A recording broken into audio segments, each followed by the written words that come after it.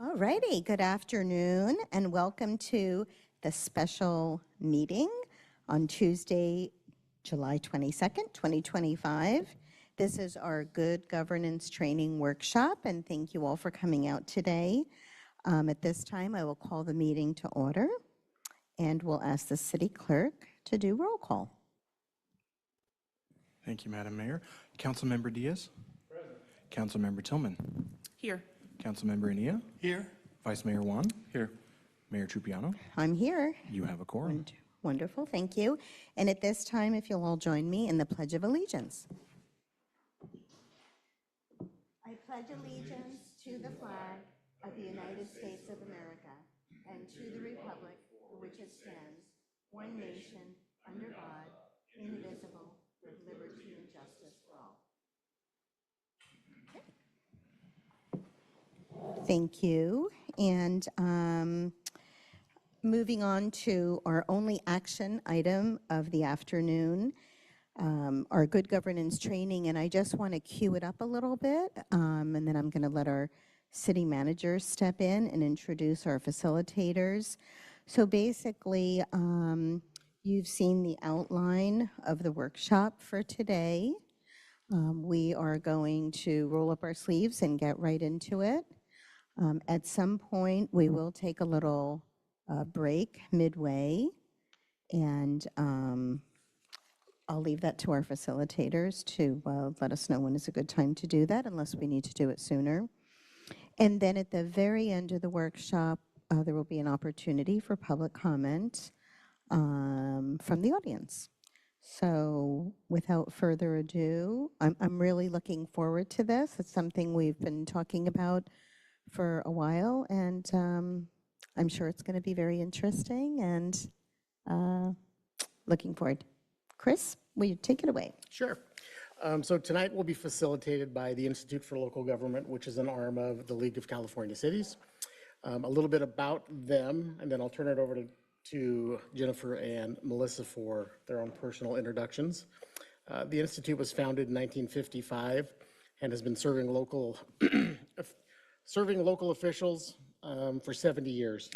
The Institute's effectiveness in promoting good government at the local level is greatly enhanced by its close working relationship with the associations that represent counties, cities, and special districts, California State Association of Counties, the League of California Cities, and the California Special Districts Association. ILG empowers local government leaders and delivers real-world expertise to help them navigate complex issues, increase capacity, and build trust in their communities. Their core values are collaboration, service and commitment, equity and inclusion, and trust. And with that, I will turn it over to Jennifer and to Melissa. Just 1 second. Do you think we should close that door, maybe? I can hear the kids, from the library, because the library's still open. Sorry, go ahead. No, I was thinking the same thing. I think this is on. I was told it wouldn't be amplified. Okay, perfect. Can we get the slide deck up? You don't need to see a picture of me. You can see me in real life, but we'll get to the slides in just a few minutes. But thank you for having us, and I'll share a little more about ILG when we get into this. But in terms of introduction, my name is Melissa Keene. I'm the Director of Enterprise Programs and Special Projects at ILG, and have been in the public sector for almost 20 years. Started my career at the federal level, then went hyper-local, and have spent that past about 12 years with ILG, working in pretty much every program area that we have. But one of the things that I love the most about my job is being able to work with councils across the state, have conversations like this, really dive into governance and best practices, and help you guys land on policies and practices that work for you all, because every state and every city, county, special district, they're all different, and we don't want to come in and say this is what's going to work for you all. So I'm happy to be here to facilitate this conversation and hear from you all, and thank you in advance for your time and your participation in today's session. And I will let Jennifer introduce herself. Hi, I'm Jennifer King. I'm a consultant with ILG, And I'm an attorney by training, but for my avocation, I was an elected official in my community. And so Melissa and I work together, and I like to bring the perspective of a former elected official to these workshops. I also worked with the League of California Cities as the LA division president, so I have experience with regional organizations, and also recently went back to school and got my doctorate in public policy, so bring a little bit of that academic component to it as well. And as Melissa said, very happy to be here with you today. Hope we can do something to give you some advice or some roadmaps or some processes and things for moving forward. Okay, yeah. Just click through a few of them here. Okay, so I believe you all have an agenda in front of you. If not, we have some extra copies. Just wave at me, we'll get you one. But it looks like you'll have them in front of you. But this is high level on the screen. You see what we're going to be doing today. So just going to do a little bit of context setting, setting the stage as to why we at ILG feel this conversation is important and what we've been hearing from other agencies. And then we're going to review the themes from the calls that you all had with Jennifer. Thank you for taking that time ahead of today's session to chat with her and share your thoughts. Helped us focus what we were going to talk about today. We're going to spend a little bit of time talking about foundations of high-performing councils and what that looks like for you all, and then really dig into effective leadership and some of the tenets that we've seen from other agencies that we've heard time and time again that work well for effective councils and boards. And then we're going to talk about governance tools, some of the things at your disposal that you can put into place here in Clayton, as well as spend a little bit of time talking about norms and how you all want to work together in public meetings and out of public meetings, and what that looks like for you all. And then we'll have reflections and wrap up. We promise to get you out of here on time. As we want to model what we talk about in terms of respect for time and things like that. So high level, our objectives for today is to talk a little bit about leadership and governance as a refresher.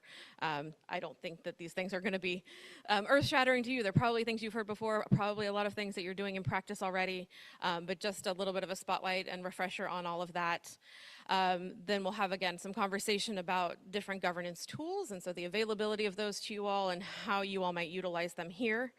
And then we're going to do a couple of exercises to help you gain additional insights about each other, because we know that can only really be done in this kind of a forum, right, with open meeting laws and things like that. So we want to give you a little bit of opportunity to get to know each other in terms of working relationships and communication styles, et cetera, so that you can use that moving forward to enhance your working relationships.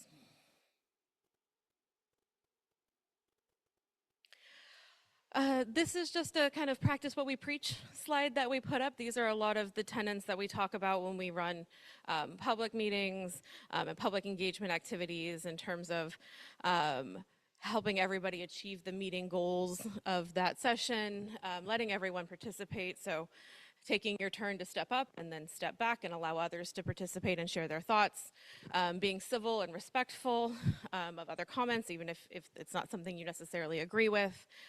Trying to stay on point and on time, and we will help you do that in terms of the agenda we've laid out.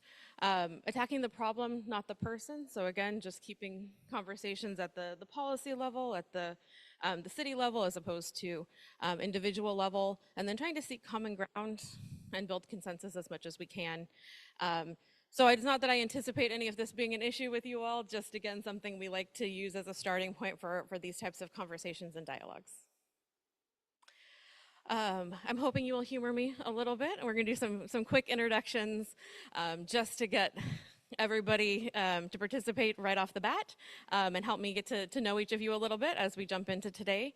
So we're just going to go quickly around the room. If you can share your name and title, I may pick on the staff here too, and then how long you've been on the council, and then one thing that you love about the city. Mayor, can I pick on you first? Absolutely, pick on me. Kim Trupiano, and I've been on the council since 2022, December. And I just love our open spaces and our vistas. I think that's what makes us our trails, and open spaces, what makes our community very special. Perfect, thank you. Vice Mayor?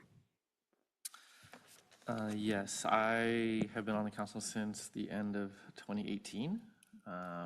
I think Clayton is a great place to raise a family. It's safe. Yeah. I'm Richard Ania, and I've been on the council since November, so about 7 months. And I've lived here past a long time, raised my family here. I was a police officer here for 15 years. My kids all played Little League, soccer, everything. So what I like about the town is the small town feel.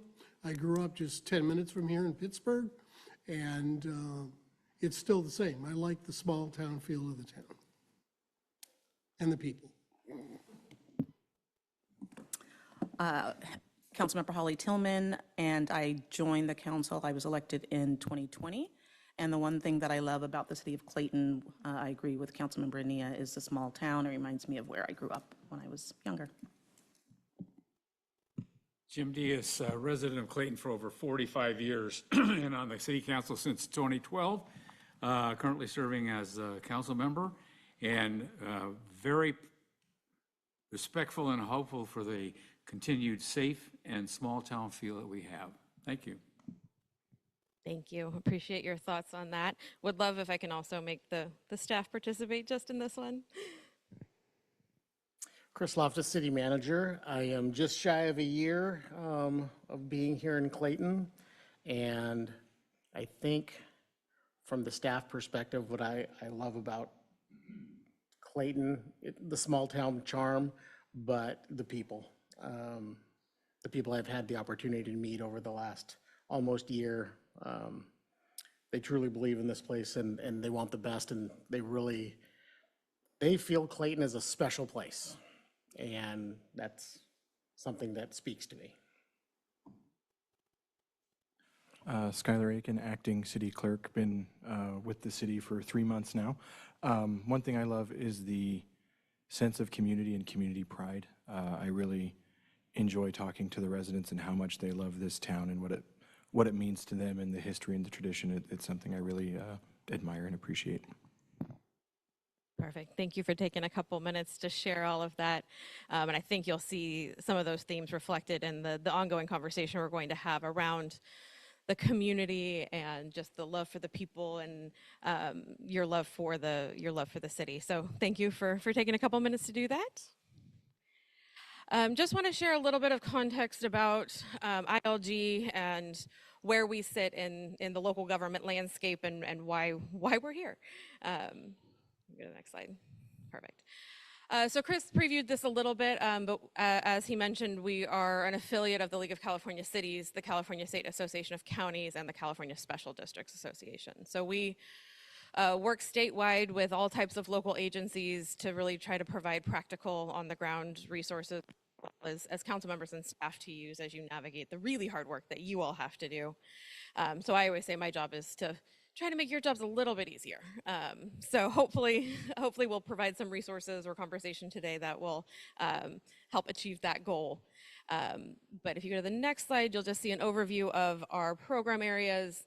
So we provide training, technical assistance, capacity building, convening services, again, to agencies statewide in 4 main program areas. So today's workshop is connected to the leadership and governance pillar that you see there. So we do the ethics mandated trainings that you all, I'm sure, love. They're so much fun to sit through every 2 years. But we do a lot of conversations like this. We have a lot of resources for folks who are new to public service and just trying to understand the breadth of what that role really looks like. And so that's what that pillar is. In addition to that, we focus on workforce and civics education. So trying to get folks in to public service as a career path, help you all address recruitment and retention challenges that we know that you're facing.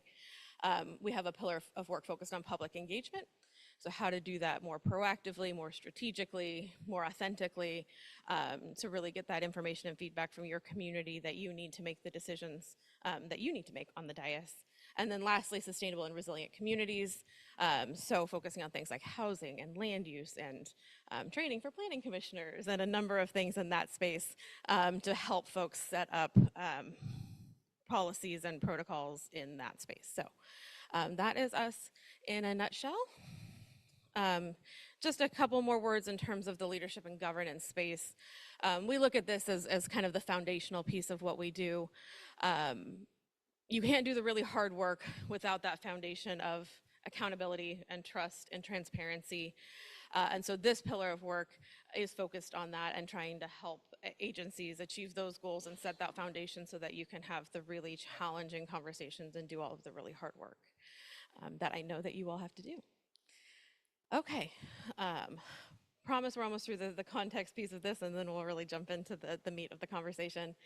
But just want to say a couple of more things in terms of of why this is important and what we've heard from other agencies that are trying to navigate this. There's been a lot of change over the last few years, right? We talk about this as it's been kind of a constant state of crisis management for upwards of 5 years, through the pandemic, through the economic uncertainties, through election processes, through a whole host of things that have been happening externally, nationwide, across, internationally, all of that. And so it's been a really hard time to be an elected official, to be a local leader, to be staff. And so some of the principles we're going to talk about today and some of the tools we're going to talk about today are aimed at helping you navigate that kind of constant uncertainty and constant, again, kind of state of crisis management that we know and we continue to hear that you all are facing as local elected officials. So again, we'll talk through some of the tenets of, again, effective councils. We'll talk through some of the governance tools that you can put into place, all aimed at trying to help you navigate this hard role that you have all thankfully chosen to take on in Clayton. One more. Okay, so one more quick round robin before we jump in. Would just love to hear, this is one of my favorite questions that I ask city council members and supervisors that I get to work with, but would love to hear what inspired you to run for council. I'm going to go in reverse order here, if you don't mind, with Councilmember Diaz. Sure. My main objective is to maintain the small town environment. The people that elected me, most of them talk to me, and that's the number one reason why. Keep it small, safe, and sound. So I ran originally in 2020 after my husband started writing campaigns for me in 2014 as a joke. I told him I was never going to serve on city council ever. And then in 2020, we had a Black Lives Matter rally that was downtown. And after that night was over, my husband and several people were like, you need to run this year. And after I had a kidney transplant 9 days later and felt great 10 days after that, that's why I ran in 2020.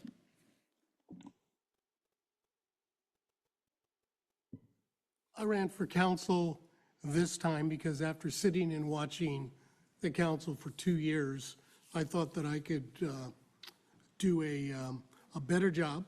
I'm a previous council member and a mayor in another city, and I thought I could share some of those insights with us, with the new council, and I ran because I wanted to keep the city as I've known it with my kids growing up here and my wife and I living here, and knowing a lot of people here, and it's the same as Councilman Diaz said. People want to keep it the same. In the San Francisco Bay Area, where life goes a mile a minute, Clayton, I think, and this is my opinion, is where you stop and rest. It's a bedroom community. And we don't have all those pressures in town. They're external pressures, like you said. And people just want to relax and enjoy life and enjoy the trails, enjoy our concerts. We're a small town. We can't do a lot, but we can do what we can do. So when I ran, I didn't believe that the council was being responsive to the residents and what they were interested in. And so I ran to represent those voices that weren't really being listened to. I, many years ago, went through a course called Build the Bench through a board, the East Bay Leadership Council, a board that I've been sitting on since 2014. And it was kind of candidate training program. I worked on a few campaigns, and then there was an open seat. And kind of similar to Vice Mayor Juan, I felt like people weren't listening to the residents and that things were not getting done. And I felt like I was the right person to come in and get stuff done. So that's inspired me to run. Perfect. Thank you all for sharing some additional things that I think you're going to hear throughout today's conversation in terms of that call to service and that commitment to the community and wanting to make sure that you all are representing the voices of the community, all different aspects of the community. So thank you so much for sharing that. And I'm going to turn it over to Jennifer to talk through the themes from the conversations that you all had with her ahead of today's session. Thanks, Melissa. Yeah, thank you all for taking the time to speak with me. I had really excellent conversations with you, and as Melissa said, I was very impressed by your commitment. I did want to share, some highlights of what we talked about. Next slide. So we talked about, what is excellence in governance? I asked what that meant to you. And here are some of the answers that I received. It's engaging in honesty and transparency. Transparency was really a theme among all of you. Having a well-run city, effective and efficient operations. So that was another theme that ran through several of the comments, was this concept of, efficiency, making sure the trains are running on time. Working with your peers was seen as a quality of excellence in governance, and communicating effectively and transparently with the community. So when you were talking about wanting to represent your residents and be a voice for them, by the same token, you wanted to be able to have an open dialogue with the community. In terms of council roles, I got, and your role, you wear a lot of hats as a council member, and I think your answers did reflect the multiple roles that you do play as a council member.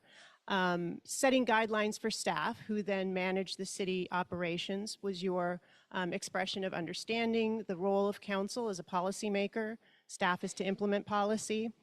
Similarly, establishing those policies to address resident priorities and concerns. So you recognize that your role as a policymaker is, again, to be representing your own community.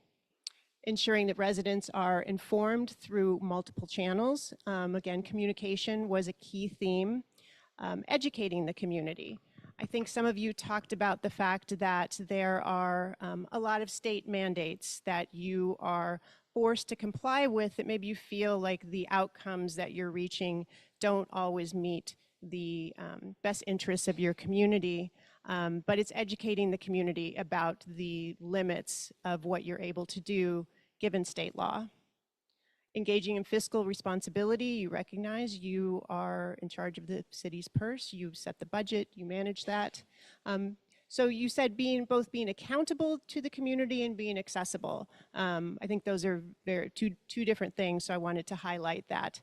Accountability meaning taking responsibility for your actions, and accessible being open to a dialogue. And then doing your homework prior to each meeting, being prepared. That was a theme among several of you. Next slide. And then I asked you about both successes and challenges, and these are things with the city as a whole. So passing a 2-year budget, you were all very proud of that. Public safety was a big theme, and hiring the new police chief was something that some of you talked about.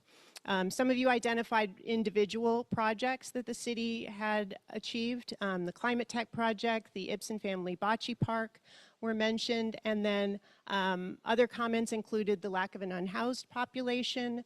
You're very proud of the community events that you host, as well as maintaining a well-trafficked trail system. But you're not without challenges, as are all cities. Finances, both in the immediate term and the long term, were seen as a challenge. So you recognize that you do have limited revenue opportunities. There isn't much of a commercial base. Most of your revenue comes from property taxes. There aren't many opportunities for other types of taxes or other types of revenue. And at the same time, you're facing escalating expenses. So it's trying to balance that imbalance. And then long term, in addition to that imbalance, you thought that understanding what the city's long-term fiscal sustainability is going to be a challenge, including how those special districts fit into that long-term plan. You had some start and stop efforts developing a strategic plan. I know that staff turnover was perhaps a factor in those starting and then stopping again. But some of you said that having a strategic plan and having set goals have been a challenge and would be something that might help. Housing element approval, I think that's still pending. And similar to what we talked about before, preserving the city's character while complying with those state mandates is certainly a challenge for you as well as lots of other cities. Staff turnover, while that seemed to be something that was a bit more in the past, did seem to still be a bit of a concern. And then I think all of you mentioned continuing to repair that relationship with the business association. Next slide. And then I also asked you, in terms of your operation as a council, what's working and where there's room for improvement. So in terms of what's working, active listening among your fellow council members and a positive tone among council members during those meetings. Even though you did express that you may not always agree with your colleague's position, at bottom, you really did know that each council member does have the city's best interests in mind, even if you might disagree as to what those interests are. You thought you'd done a lot to make sure your decision-making is transparent. You've been able to work through some difficult decisions, even though there might have been some resident opposition. And you all mentioned your strong working relationship with the city manager. Certainly, there was room for improvement. You mentioned, understanding the staff council role and where that boundary is. Along the same lines, you wanted to make sure that you are having alignment between council objectives and staff responsibilities. You mentioned wanting to reduce some of the tension among council members and maybe addressing those outward behaviors that might be perceived to be exacerbating those tensions. You wanted to make sure you're engaging in productive meetings, not so much ceremonial, but really getting things done.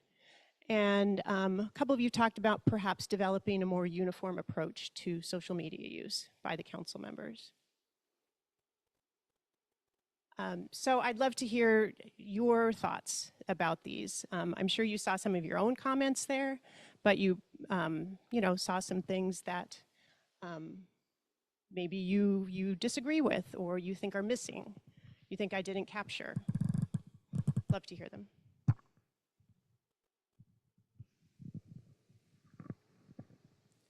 Oh, I can tell some of you are almost wanting to speak. I'll jump in here. Okay.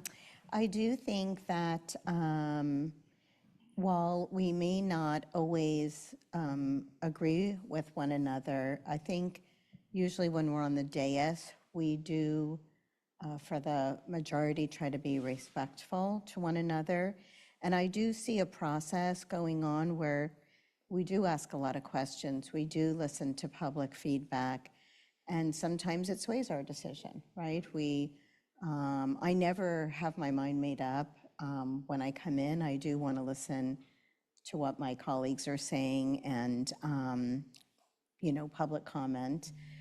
And the other thing I just want to say too, I know it's been wonderful having our city manager here for nearly a year.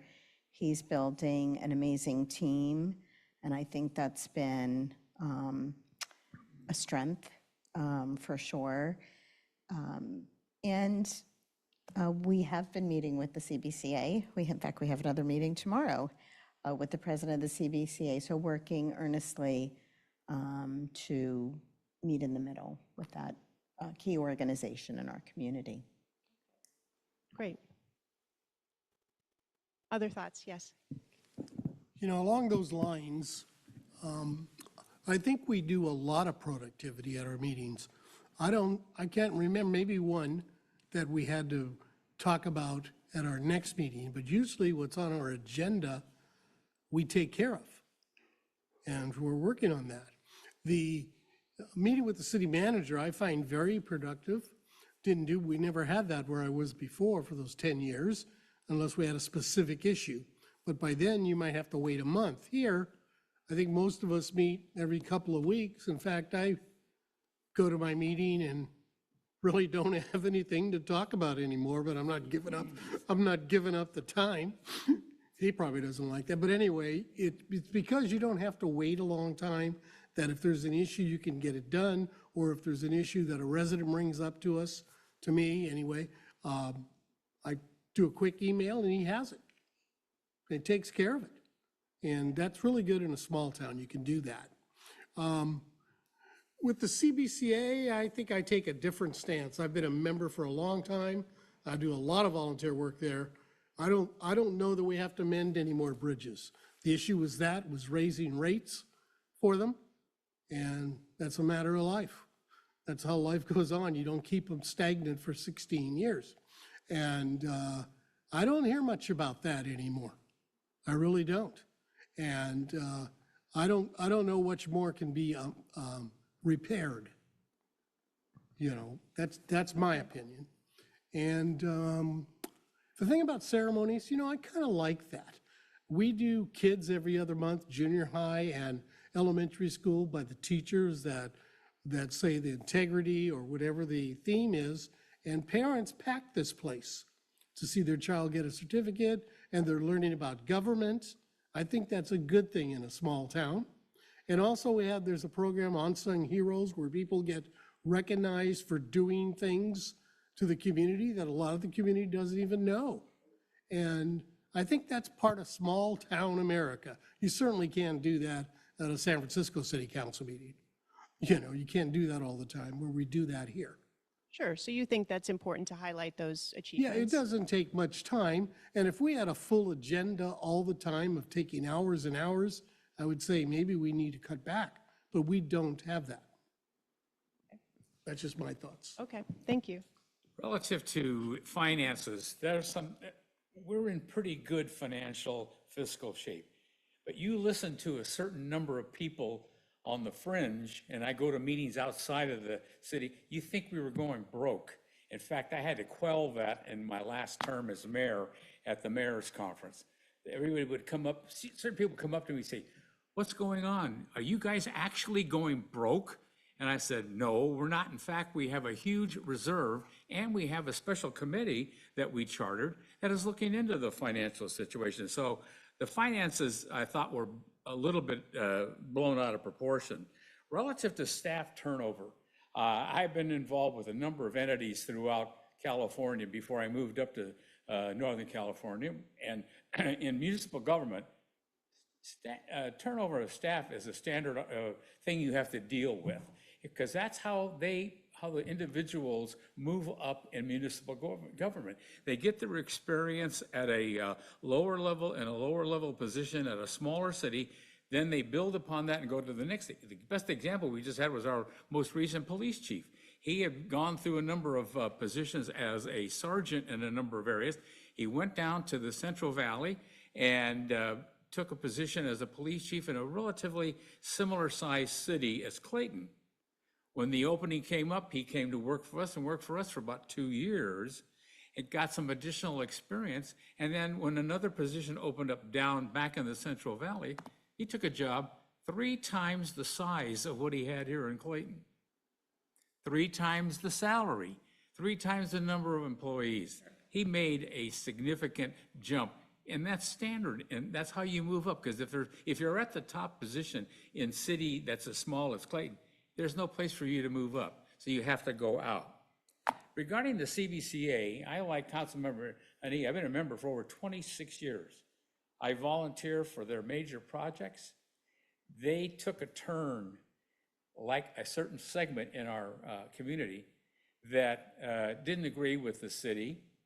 They brought forth a number of issues, but back to the fundamentals, which was the finance.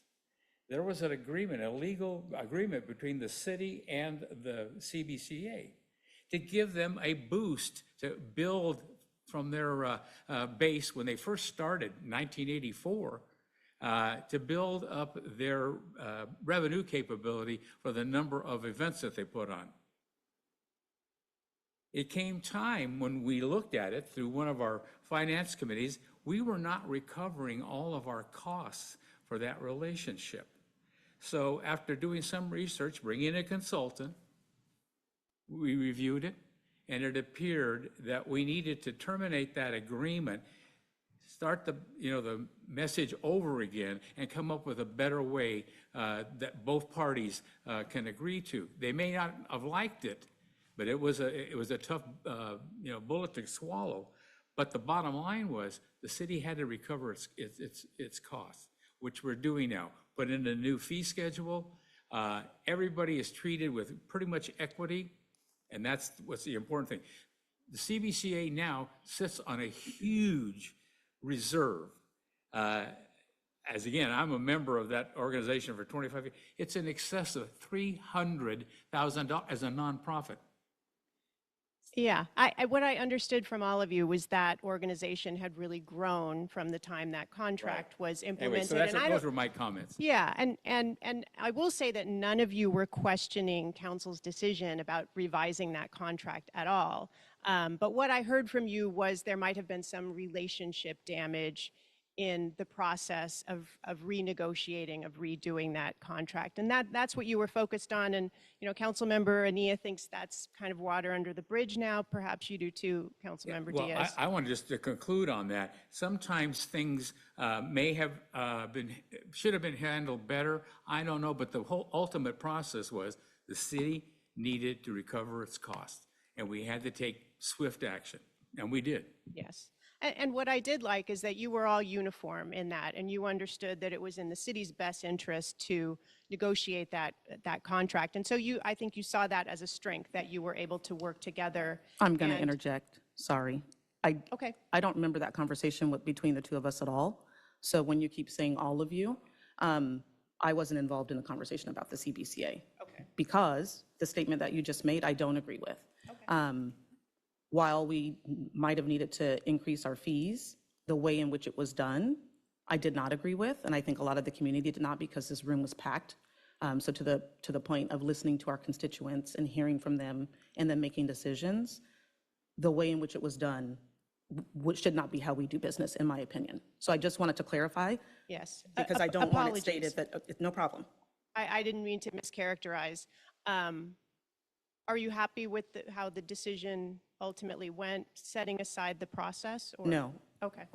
I think that there should have been, and I'm glad to hear that the mayor is saying that they're continuing to have conversations with the CBCA, but there was a committee made up of the mayor and the vice mayor to have those negotiations with the CBCA, and they did not come back to the council to let us know what they were offering to them. I only learned about it through emails that came from the CBCA president, because I too am a member. The three of us on this side are CBCA members. So to hear that the mayor is now in communications with them and are continuing that dialogue, it's not going to change the MOU that they came up with. Or actually, they didn't. They just created a new fee structure that we now have to abide by. All nonprofits do. So no, I wasn't pleased with how that was done, because I don't think that we handled it appropriately. Was it agendized? Yes. Okay. And also, I just want to say, there is no current agreement with that organization. We didn't renegotiate anything. We are in conversation to figure out ways to partner together and support one another, but there's no agreement. And there won't, as far as I can tell, will not be another agreement. We're working off the fee schedule, and we're finding ways to partner together. So just to clarify, Sure. like Councilmember Tillman, you and I never spoke about the CBC. I didn't bring it up during our conversation either, so I just want to make sure that that's clear. It's not really something that I give a lot of thought to, but yeah, so there's that. Okay. Again, It seems- apologies. yeah, it seems odd that you I spent try to use about- the word most. I Sure. apologize if I use the word all versus Sure. most. I mean, we spent like 10 minutes talking about the CBCA during a council good governance discussion, so that's kind of odd to me, but whatever floats your boat. Okay. I have a question then. There is no anticipation of bringing back another agreement between the city in the CBCA, correct? Not at this time. Not at this time. Yet, I would say that's not agendized, Yeah, so we right. probably shouldn't go but into that level of at this detail. point in time, as most people know that are part of the CBCA, they are financially healthy.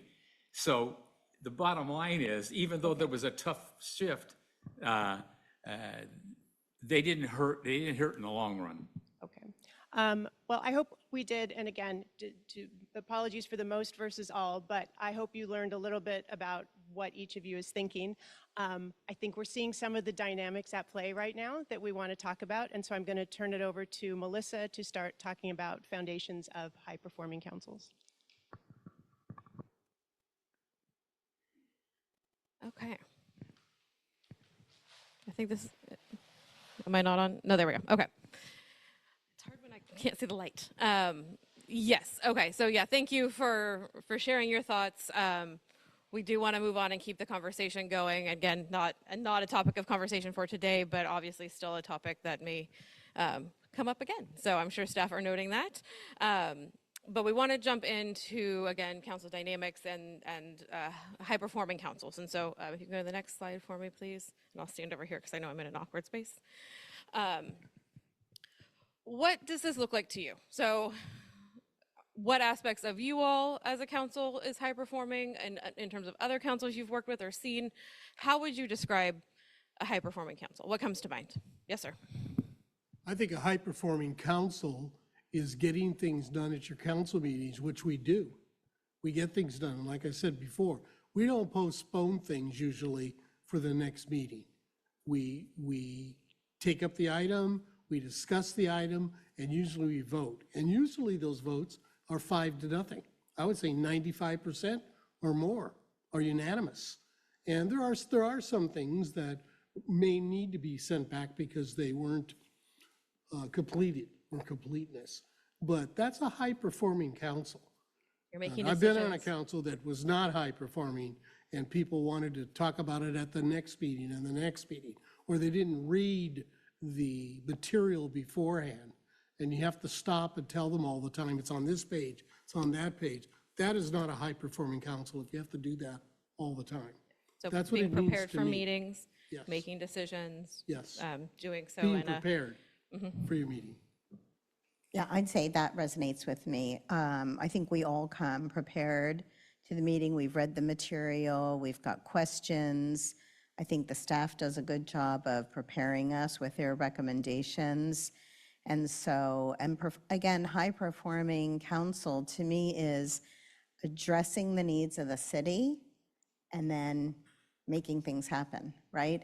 Not talking about it over and over again, but actually doing something about it, putting some action around it, listening to the community, what their feedback is, and bringing that with us to the meeting. So it's really about being productive. productive, responsive. Yes. Correct.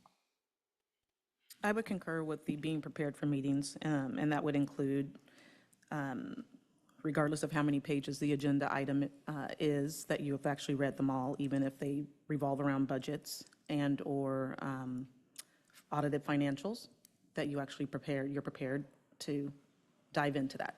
And I'm saying that because I know that that's not happening at some of our meetings. Some of those packets get really long, yes. Other thoughts?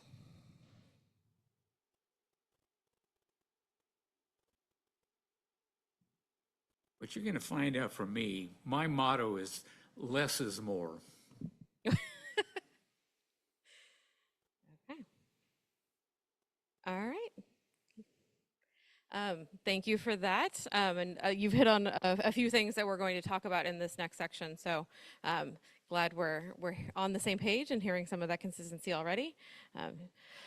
So just high level in terms of exceptional councils and what we've seen and heard is that there's alignment in kind of these three buckets. So utilizing governance tools, which we'll talk about, having that governance mindset, so that service to the community, that call to service that we've talked about, that representation mindset, just coming to the table willing to do the job and willing to do all of the hard work and the preparedness, which I always sound like a broken record in this conversation because that's one of the things I talk about a lot too, is being prepared, asking questions, reading materials. And then those attributes of effective councils, which is the next conversation that we'll have. So having the alignment on these things are kind of the key tenets to what we've seen in terms of really effective councils. To the next one. Just have a couple of quotes through here to kind of ground the conversation we're having. So leadership is the activity of mobilizing people to tackle the toughest problems and do the adaptive work necessary to achieve progress. So you'll hear me say this numerous times, that the job you all have taken on is not an easy one, and there's no real roadmap for what things are going to look like 2 years from now, 4 years from now, 10 years from now. And so having that ability to adapt and be nimble while all rowing in the same direction and having a focus on what's best for the city is really an important tenet of how you all show up and do your job. So we're going to take a few minutes. I'm going to hand out a sheet of paper for you all to think through these questions, but want to take stock in a little bit of a self-assessment. So thinking through what you all as individual council members are doing well and where you all individually have room for improvement. And then in line with some of the conversations that we've been having collectively as a council, what's going well, and then where is there potentially room for improvement? And we will talk about those after this. So we'll give you maybe 5 to 10 minutes to write some thoughts down, and then we'll go from there.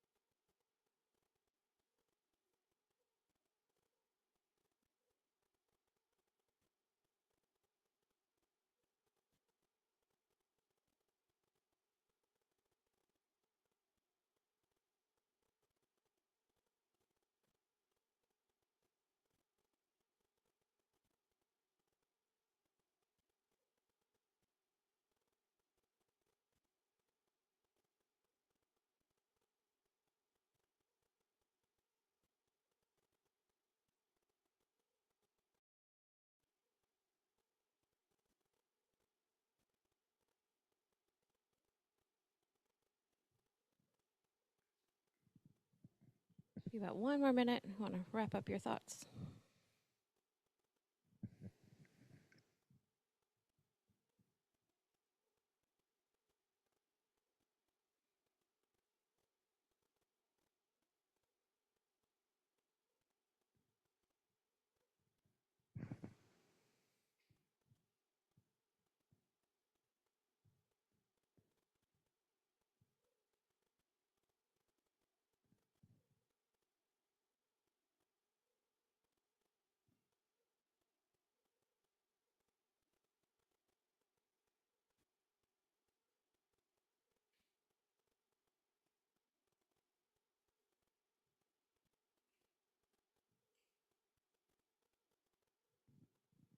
Okay, looks like everybody's been able to think through that.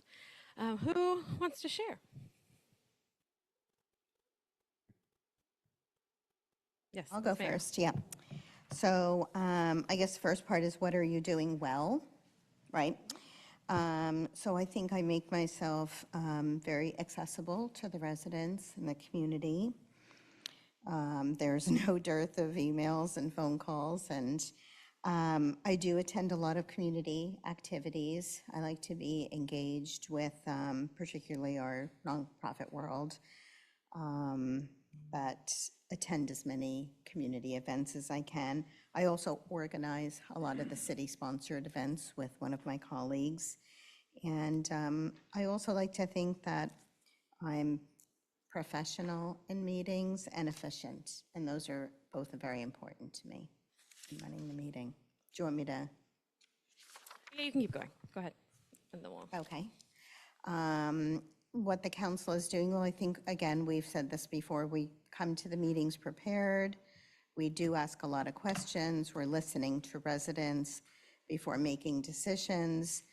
I think where I could, I know some of my colleagues do this, I'd like to communicate a little bit more with the community ahead of meetings, do some great summaries afterwards. I just don't always have the time to do that. And then where the council could improve, I just think we need to be more supportive of one another, particularly in meetings, and skip the sniping on social media afterwards. I think sometimes here we might be somewhat professional, and then we go out into the community and we're not quite so supportive of one another. Thank you. And that's not helpful. That's it. Thank you. Sure. You're nice. I don't know. Let's see here. So under what I am doing well, I put clear and concise communication and principled decision-making. I think the council is addressing issues that have been deferred over several years. So I think that's really valuable that the council is doing. And the next two I left blank. Didn't really give it much thought because I think we're doing a great job. So. Yes, sir. For me, I think what I'm doing well is listening to the community, because I'm always talking to people. So is my wife, and she has to tell me. And so also being prepared for council agendas for the meeting, that's a sticking point with me. I read everything, and I don't do it on computer, by the way. There was a little bit of concern for the body. I offered to pay for the paper. I'm used to reading stuff and highlighting it. And I guess there's a way you can on a computer. My yellow marker doesn't do it on the screen. Anyway, I read it all. And It's not as satisfying when you can't do it with, right? yes. So that's that. What is the council doing well? I think the major item, and I've only been on 6 months, but I've been sitting for 2 years watching, is a 2-year budget. That is a major accomplishment for a small city that's never done that, this city that's never done that. It takes a lot of stress off of having to do a budget every year. You still have to do it, but you have the structure there. That's a major item, so you can move on to other things. And what else did I put? That's what I put on for that. No, I put also, other things we're doing well? We're listening to each other and creating a much calmer meeting. the meetings never used to be calm when I'm sitting out there in the audience. You know, you have people upset about this and other people say, no, that's doing good, and there's arguing. We don't really see that, and the council would have different views on that stuff. We don't see that much anymore. We usually, I don't want to say we're more adult about it or mature, but I think it's listening. I think, to me, it's just listening to each other. Where can the council improve? I like that word team. I don't know if that's the best word of working together on stuff, but we did do that with the 2-year budget. When we were doing that budget process, we were talking about what about this, what about that, and we came to, we had our questions answered, and we came to a conclusion, and that was a 5-0 vote on a 2-year budget. I know I keep going back to that, but that's a big deal. It's a big deal. There are cities that can't even agree on a 1-year budget. You know, and so what we're doing is we're trying to work in that framework for the money that we have for our town that doesn't have much money. We're doing that. I think I answered everything. But where can I do to improve? I would still want to improve by getting involved more with the public. I'm very involved, but I'd like to catch as many people as I can, not catch, but like to talk to as many people as I can. Because everybody has a different opinion. You'd be surprised. They just don't express it unless they're asked. Thank you. Uh-oh, There you go. that was weird. All right, so what am I doing well? Being prepared for the meetings. I also hold myself accountable and I'm transparent. And the other thing I do is keep my sense of humor and integrity, because you need sense of humor to sit in this position. What's the council doing well? We have put a lot of technology in place. We have done a lot of work hiring staff. You know, there's a lot of turnover, but we do make that a priority to make sure that we are getting the staff that we need on hand. For where could I improve? I said be more collaborative, whether or not that's here with my council members. We do a little bit of that, but I don't think that we do enough, and that I don't do enough with them. And then trying to be more patient. I will say I have a very low tolerance for crap, and so trying to be more patient to have to deal with that. And where could the council improve? I would say having meetings that are more educational and informative regarding our needs. I think that there are a lot of things that have been deferred that have still not been addressed, that I think we just keep kicking the can down the road, and it seems to me like we're avoiding those conversations on purpose. That's just how I feel, because that seems to be the reality. We know that we need to have more revenue coming in, and we are not alerting residents about that and what our real and true needs are, and we're not doing a deep enough dive on that so that we can actually address it and get to the root cause and fix it. So we have to come to a conclusion. We're supposedly going to start doing that work in the fall, but we'll see. Completing our strategic planning so that staff has a roadmap. I think it's unfair to continue to go on, even though there has been turnover, so that staff doesn't have a clear picture of where we are trying to go, and especially when they're going to be not well assessed on that, right? So if he's coming up on a year, we're going to judge him after a year. He can only do what he can without us having real plans in place. So he shouldn't be penalized for that, for us not having a strategic plan in place for him and his staff to work from. And I get that there's been turnover, but we still need to have those combos. And then I think that we should still have better accessibility for public participation. We got rid of Zoom.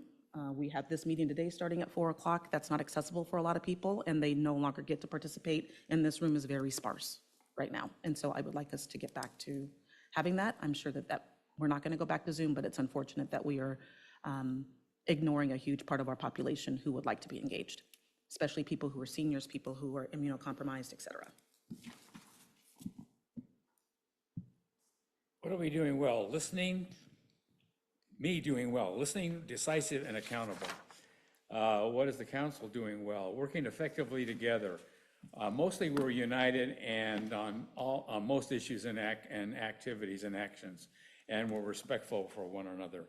What could you improve? Facilitate better communications both with the community and with each other. and what could the council improve upon, improve personal interaction and accessibility to the community. Thank you. Thank you.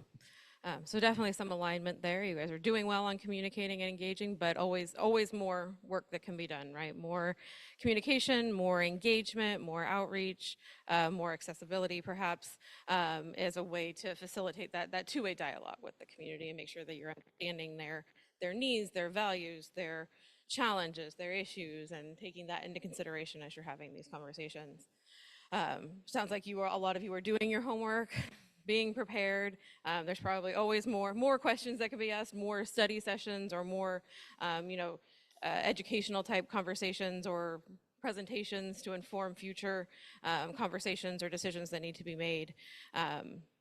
But in general, it sounds like there's a lot of pros and then definitely some areas that can continue to be built on. So thank you all for taking the time to share that. And I think a lot of your thoughts there are in line with some of the things we're going to talk about over the next few minutes. So this is a list that we developed in conjunction with a number of elected officials and executive staff, asking this question of what does an effective council look like? What does an effective board look like? What are some of those key tenets that they have that really make them work well together? And we'll go through each of these, but as you see on the screen, it's developing a sense of team. So that word came up, and how you all work together, having clarity around roles and responsibilities between you all as council and the staff and the mayor and what all of that looks like, honoring the relationship between staff and each other. And so how does that dynamic work? How are those relationships and those conversations going?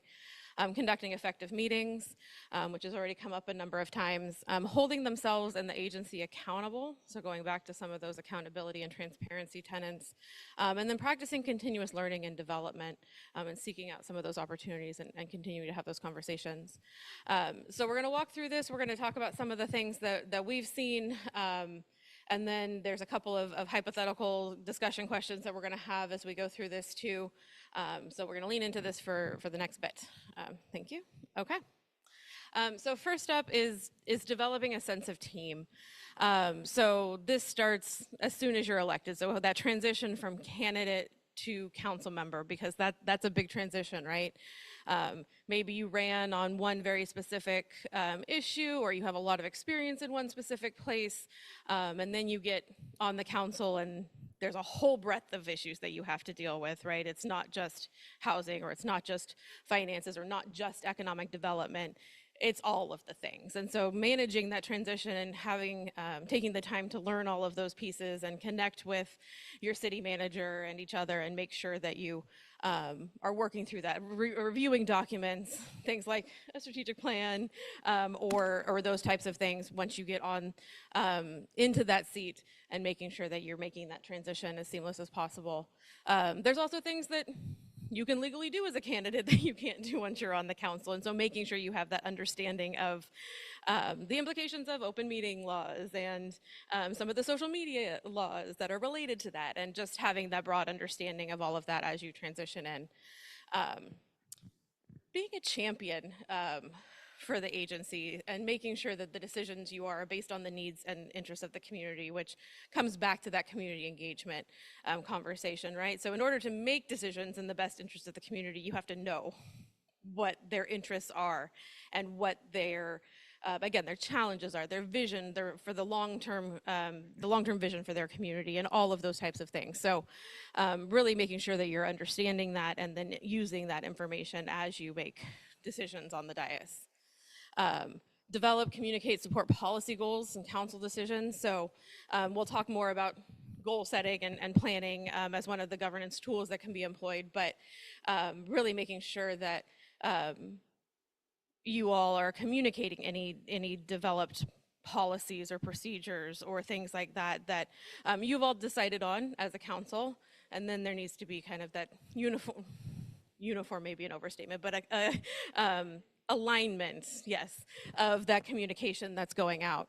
And then demonstrating a willingness to work collaboratively as a team and keep that vision on the full agency, the full city, not just one community group or another, or one neighborhood or another, really thinking about what's in the best interest of the community as a whole. So essentially, trying to make sure that you're all rowing in the same direction, right? There's no necessity to have 5-0 decisions on every single vote that comes before you. There's room to have those conversations and to disagree. But do you all have the same North Star? Are you all working in the same direction for the best of the community? And so trying to develop that sense of team and understanding of the community is an important piece of this. So Jennifer, anything you want to add? Just to kind of tie in some of that. So you all talked about responsiveness and communicating with your residents. And I have the sense, and I have the sense from speaking with each of you, that you have your residents that you go to, that you had, especially from your campaigns. You know, you have those supporters and they inform you. But that's just one segment of the community. And each of you also talked about the fact that there are unheard voices in the community. And so how do you know what they want? How do you find that North Star, which is really an aggregation of what all the community wants? And the great news for this community is that you have your 2024 survey, where that went out. That's a statistically significant survey as far as I understand. And so you kind of have a North Star to know what your community wants. And so, you know, while your conversations with your individual residents can certainly inform you, I think, you know, you should think of that survey and the results from that as kind of your North Star when you're thinking about decisions that are based on what your residents want. And I think if you can look at that as that kind of document and use it as that kind of tool, I think that would help you work together as a team. So we have a hypothetical question we want to pose to you as we go into the next one around roles. So these are gendered, but they are not specific to any of you, it's just from a linguistic perspective. So a council member notices that a large tree limb has fallen from a tree on his neighbor's private property and is now blocking a public sidewalk and part of the street. He's concerned about pedestrian and traffic safety. How should he proceed?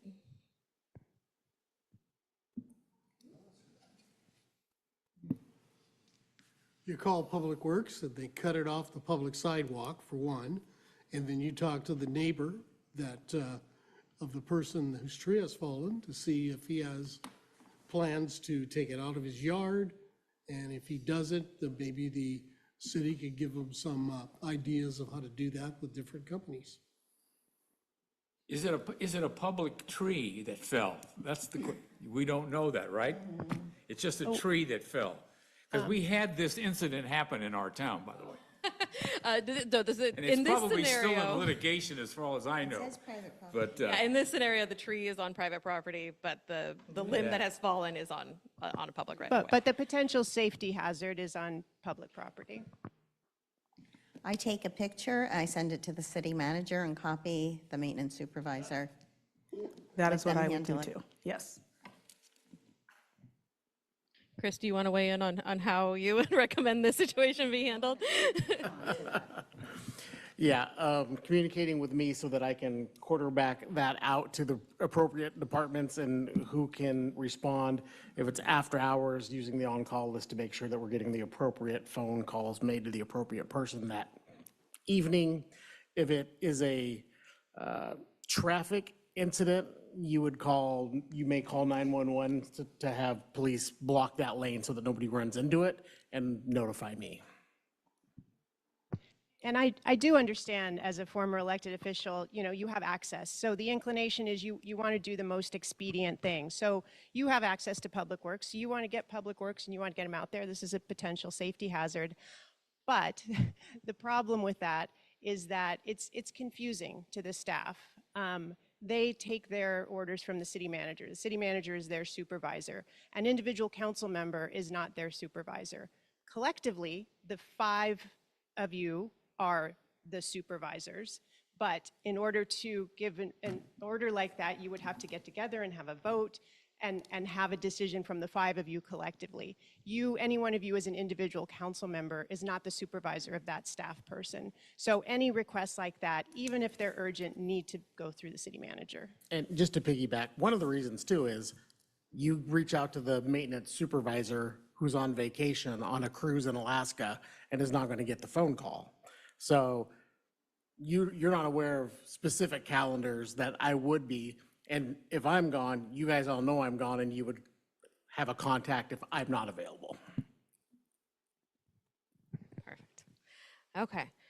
So I think that was just if you want to go to the next slide, just an illustration of how easy it is in the light of wanting to serve the community, wanting to get things done quickly and expediently, that sometimes you just jump to the fastest conclusion, as Jennifer said. And so just trying to ground us in high level what the clarity around your roles as electeds versus the roles of staff. So you all as electeds, you set policy direction.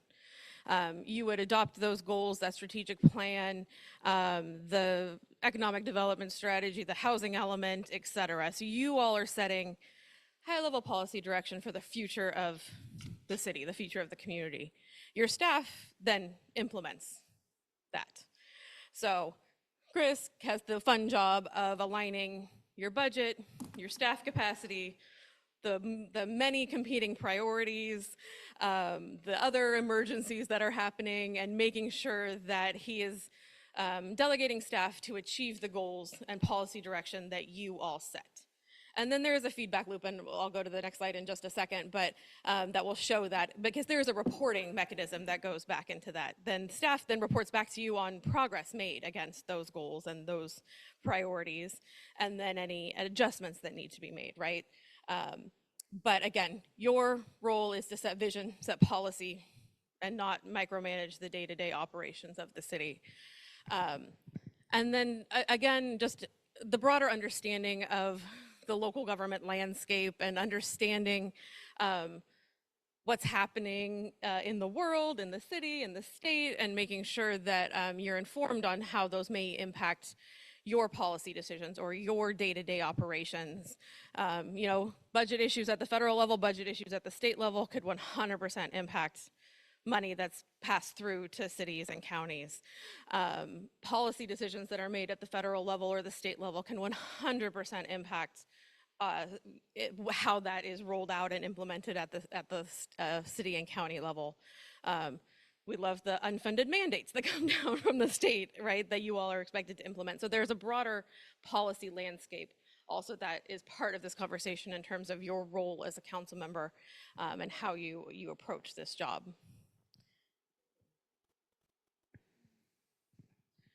I have a visual that looks like it's from 1992 on the next slide.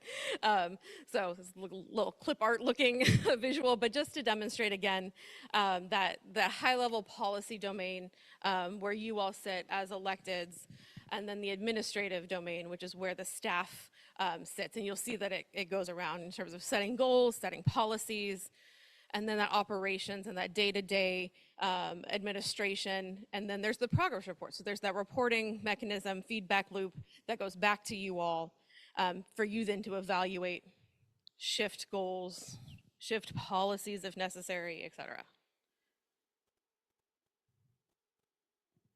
Okay, so to do that effectively, you also need to be thinking about the relationships with staff and the relationships between you all as council members. Again, going back to where we were talking about with the team and the rowing in the same direction, I would never assume that any council put in front of me would agree 100% of the time on 100% of the issues. But there's ways to have those conversations in an agreeable manner. So being able to disagree agreeably, having that conversation about policy, not letting that delve into personal attacks, et cetera. Having that, positive decorum, being able to model the leadership, et cetera. And we'll talk about norms in a little bit, and that's one of the ways to do that, is you have this adopted set of, they're called norms sometimes, they're called ground rules sometimes, but it's essentially an agreement that you all make about how you're going to show up at meetings, how you're going to work with each other in terms of that relationship and that working dynamic. another thing to think about here in terms of that staff relationship, and I saw this in your protocols a little bit, but I always recommend trying to avoid the what I call gotcha questions. So I don't think I've ever met a city or county or special district staffer that doesn't want to answer your questions, that doesn't want to get you the information that you need to make those decisions on the dais. But what we recommend you try to avoid is playing a gotcha game when you're sitting on the dais in a council meeting and you're asking a question because you're trying to catch that staff member off guard, or anything like that. So the recommendation would be to ask those questions ahead of time, let the staff do research if they need to, or get you that answer so you have that information that you need to move forward with that decision. Not to say don't ask the question in the public meeting. 100% ask the question in the public meeting if you want your colleagues to hear the answer, you want the community to hear the answer, but just allowing that time for preparation is a good rule of thumb, and can come back to bite you if you don't do that. If it's a piece of information that you really need to make that decision that night on that agenda, and they don't have it ready for you, does that mean you need to postpone the decision, which goes against some of what we've been talking about in trying to have expedient meetings. So just always good to get that information, ask those questions ahead of time so you are ready and prepared for that conversation. Yeah, just to kind of piggyback on that from my perspective, one of my fellow council members started off his term very opposed to that, thinking that it was not transparent, thinking that we were hiding something from the public if you are getting information from staff before the meeting, and then you're going to ask the question, is it just for show? But then he quickly realized that when you ask the question and the staff member is not prepared, it's very inefficient, because the staff member probably knows how to get that information and can look it up, but it really just delays things. So it's not that it's, you know, not transparent to ask, it's just a good way to run an effective meeting. And certainly that doesn't mean you can never ask the question that you haven't asked in advance. There are going to be situations that come up where maybe a member of the public comments or raises an issue that you hadn't thought of before. You hadn't, you know, and you didn't know to ask the question. Go ahead and ask that question. We're not saying don't ever do that. But if you know that there are things that you are curious about once you're reading the staff report, contact the city manager with those questions so that they can then be asked and answered at the meeting.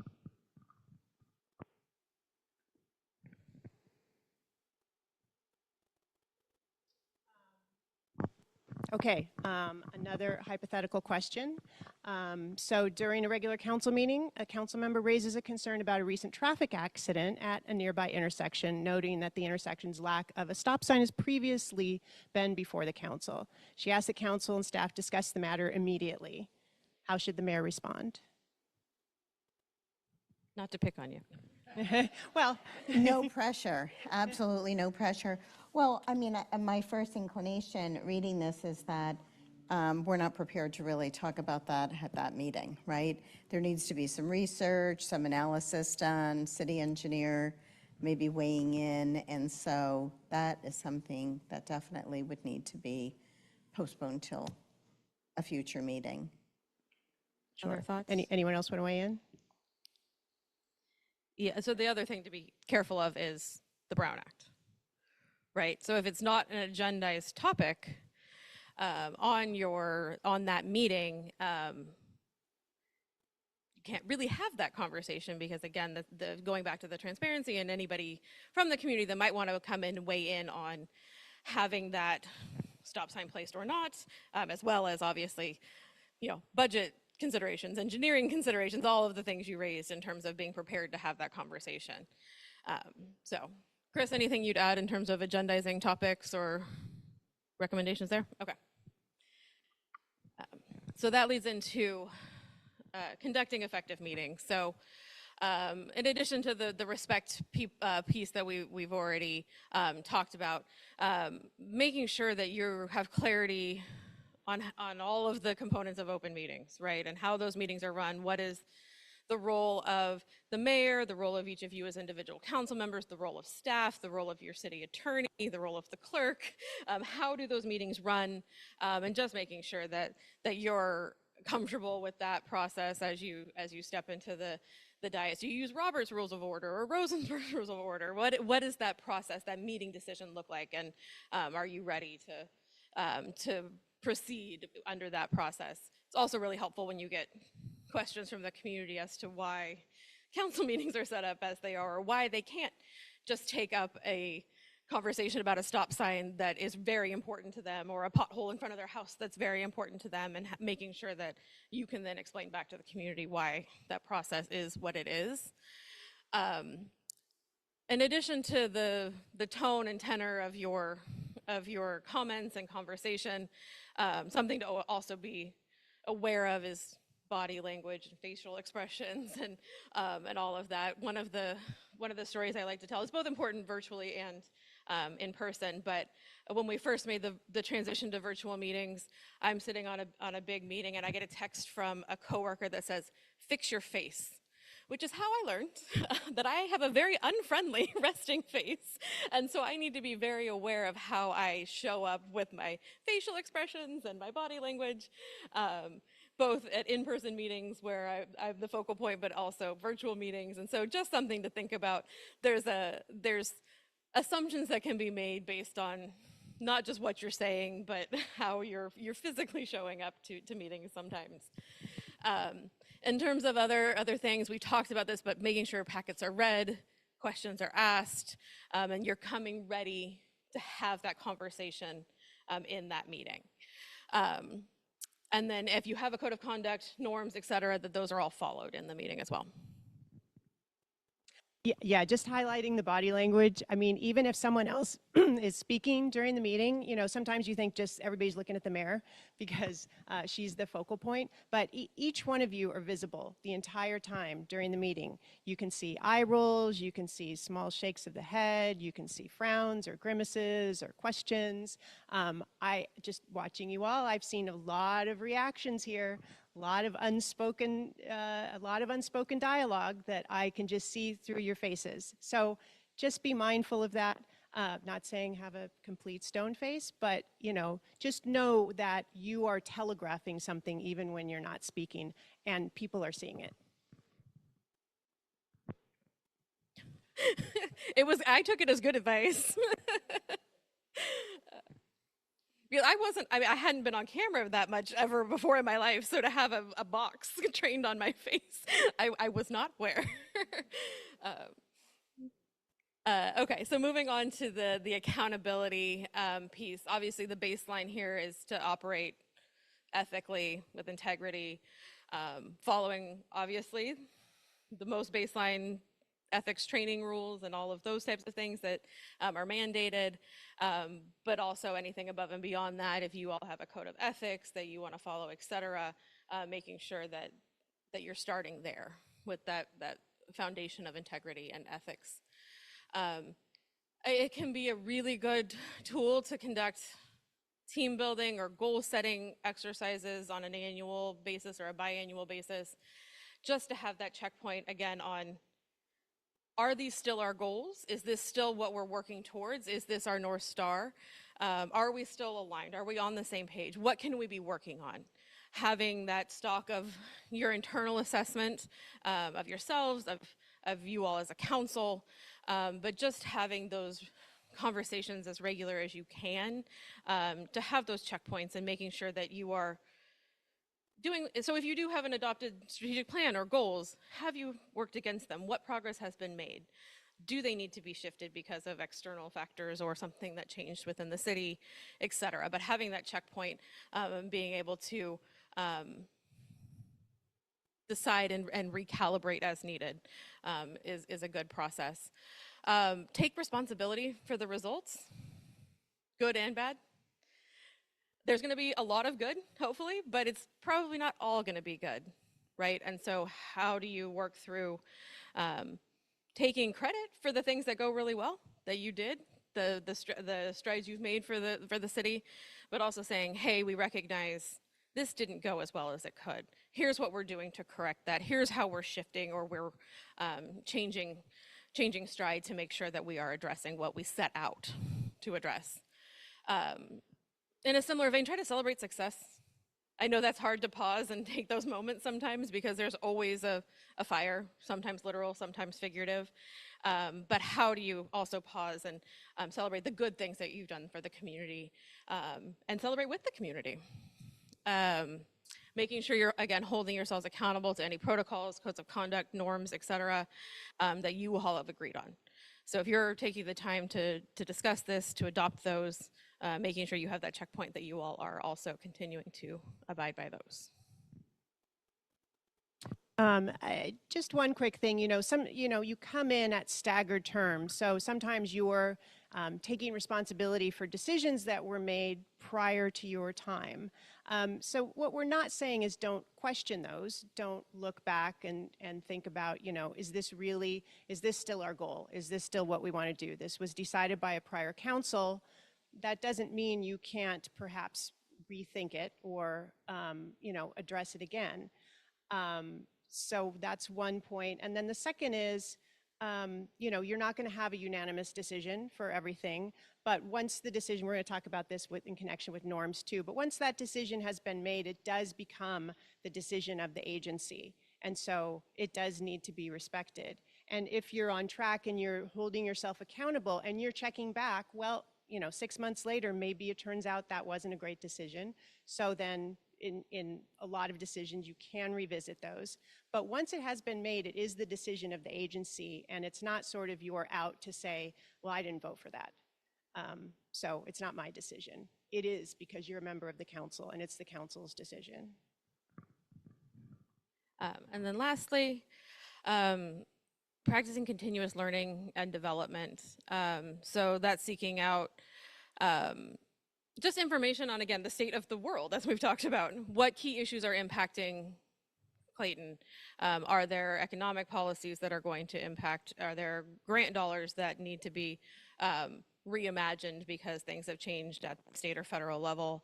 Are there state laws that are coming down impacting how you can make decisions around housing, for example, or other types of things? So making sure that, again, just key issues that impact city operations, making sure that you're aware of all of that. And then thinking about seeking out opportunities, both from technical skills, if you want or need that, trying to seek out information on budgeting practices, if that isn't your background or strength, or planning processes, if that isn't where you came from, et cetera. Just, again, trying to find those hard skills, I'll put that in quotes, of things that face the city. But also, again, I'll put this in quotes, but the soft skills, thinking about leadership skills, active listening skills, facilitation skills, engagement opportunities, and trying to take advantage of the plethora of opportunities that are out there in the local government space that you all could seek out. Some of them free, some of them not so free, but just something to think about as you just continue to evolve, as the world evolves, as the city evolves, et cetera. Okay. So we wanted to include this. This is from your 2024 survey, and this is what your residents want from you. This is what they have perceived is effective leadership, effective council. Clearly their highest priority by far, trustworthiness and honesty, working together, putting the community first. A lot of the things we've talked about, they're right in line. Being open to different ideas and opinions. They want, those new ideas to come in. Maybe those resident voices that haven't been heard, they want you to consider those new ideas. Leading and making smart choices in the best interest of the city, both short-term and long-term. Being open about what you're doing the right thing, again, acting with integrity and ethics. Caring about what residents want, you've all talked about that, knowing the community well, and communicating in a way that they understand, not using, government speak. But this, the trustworthiness and honesty really does stand out, as well as the working together for the best interest of the city. So, they've told you what they want out of you. So we've just talked at you a lot. So what of that resonates with you? Is there something missing that you would identify as an area to discuss or work on?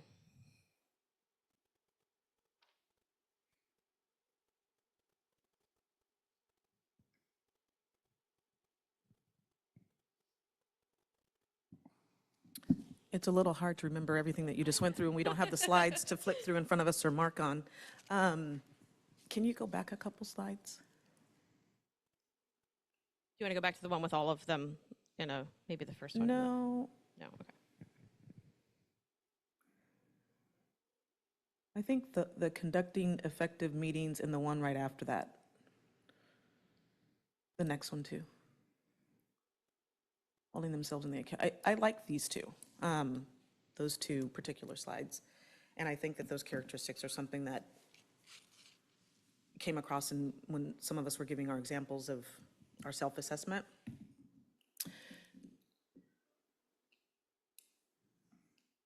Yeah, I would say that I would agree with some of what has already been said. Okay. Yeah. Does that resonate with anyone else? Well, I think celebrate success. I think, maybe it's a world we live in where we tend to focus on the negative. And I think we can, my goal this year, I always say, is pushing positivity. I don't have rose-colored glasses on, but our community, we have so many things to be fortunate have to be fortunate living in this community. It's safe. We have great schools, again, beautiful green space and vistas and community spirit and great events. And we tend to focus on some negative noise and some negativity. And I think really celebrating success. Our Climate Tech project is coming to an end in the next month. It's a labor of love, especially for Chris Loftus. Or maybe it's not love, he wants to use that word, but it's a $2 million project. And we're going to have net zero efficiency in our city buildings. We're going to have EV charging. We're having solar array panels, irrigation control, new HVACs. I mean, and we have great partners in PG&E and some of our folks at Climate Tech, and we need to celebrate that success. We're talking about, maybe doing a ribbon cutting. We are going to do revenue enhancement ideas at our next meeting on August 19th. Not kicking anything down the road, just needed to get a lay of the land, understand where our reserves were, understand where our budget is, understand what the city's needs are. That was like a year of really, really hard work leading up to that 2-year budget. Huge success. And so now I think we're ready. I don't think we were ready before. I think we're ready now to talk about, okay, what does sustainability look like now for our financial situation? What do we need to do next? And so, but the celebrate successes resonates with me. That's a big one. Thank you. Any other thoughts? Everybody's ready for a break? Yes, sir. I go along 100% with that. When I go to the city concerts every other weekend, and we see a huge crowd there and people thanking us for doing that, that's an extra that we provide for residents. And they come out there with their picnic baskets or their kids, and you can do that in a small town. I guess you could do it in a big town too, but in a small town, it just has a better effect. And that money is raised, it's not city money, it's raised through sponsorships. And that really, the people appreciate that. They appreciate doing that. I hear about it all the time, and I'm sure others do too, how that is received. There's people coming from other communities to come here because it's safe, for one thing, and it's a nice place to be. And things like that, like our 4th of July parade and our different things that we have. People like coming here. Mm-hmm. And I think we're all talking about that, is it's a nice community to live in. When you read about all the other cities and all their stuff, you never read about Clayton in the paper. It's a whole Bay Area newspaper. They don't cover us very much. And it's just, we don't have a lot of money, so we have to be careful with our money. And the residents know that. We have a trail tax that gets approved, every 5 years, 10 years? It's going to be coming up in a couple of years. they overwhelmingly vote for that. It's like 80%. Because To people continue use to be able to, trails. yeah, to provide those services. And the money goes for the trails. It's one of There's those an things you accountability, could, yes. one of those things you could see. That's where my money went. So there is some positivity. Yes, no. I was not suggesting there was No, not positive. Yes. But I think it's probably easier to do with a smaller community. Well, and you brought up concerts in the Grove. People not only come from other communities, they come from other counties. And they say this is like a slice of Americana here, right? The fact that we don't have virtually almost no one unhoused, right? Of course, we also don't have a lot of services here. Such a safe community. In that same community survey that was done last year, the favorability of the police force is like 94%. And I think a few years before that, our survey, there was at 92%, it's growing. And so, again, so much to be proud of. And we're very, very fortunate living here. And so, again, not rose-colored glasses, but I do want to push the positivity. Yeah. No, thank you. All right, final thoughts? All right. Now it would take 15 minutes. Grab water, check your phone, whatever you need to do. It seems like you guys are already in back now, so we'll keep moving. Okay. Oh, gotcha. Yeah.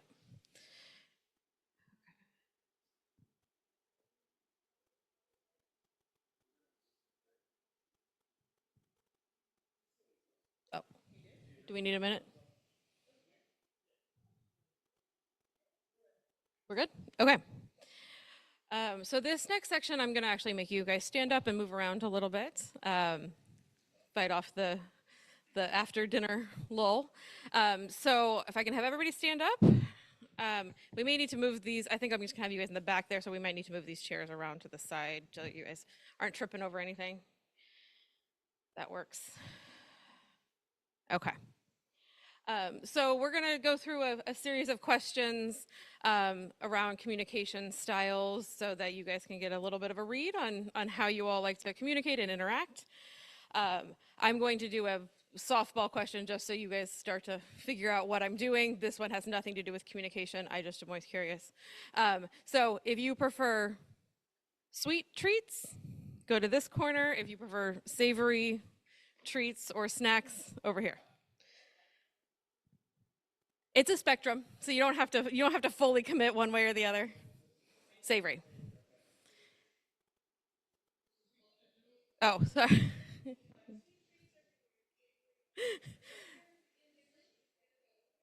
This is just just so you understand the exercise. Okay, so just out of curiosity, what is your favorite snack or meal? Oh, yeah, sorry. I would skip dessert and just keep eating my meal. Okay. Yeah, So I'm nothing more in savory particular. than sweet. Yep. Okay. Any favorite treats over here for people to note when it's your birthday? No. That worked. Do you want to run? Yeah, we're gonna. Boston cream pie. Okay.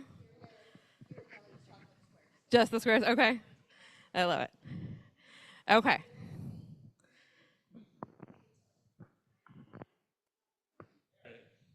Hello, hello. Hello. Okay. Peanut butter cookies. Okay, that's a good one too. All right, so this is just to, again, show you what we're doing, but I also always like the notes on snacks that I might pick up after the meeting. No. Okay, so the next few questions are going to be more geared towards communication and interaction. So same situation, go to this side if you are an early bird, over here if you're a night owl. It's a spectrum, so you can pick somewhere in the middle if you want.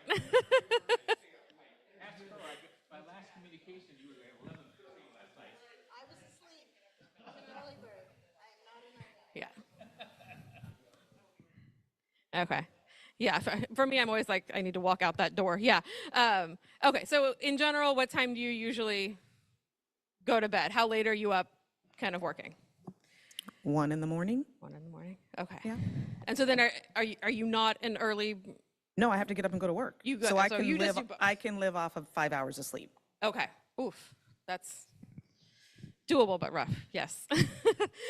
Okay, opposite end of the spectrum. What time do you usually get up in the morning? 5, 5, okay. So then by virtue of that, do you go to bed early, kind of sign off 9 early? o'clock, 9 o'clock? if I get out of council meetings on time. Fair. So He's to- got 5 to 9 instead of, yeah.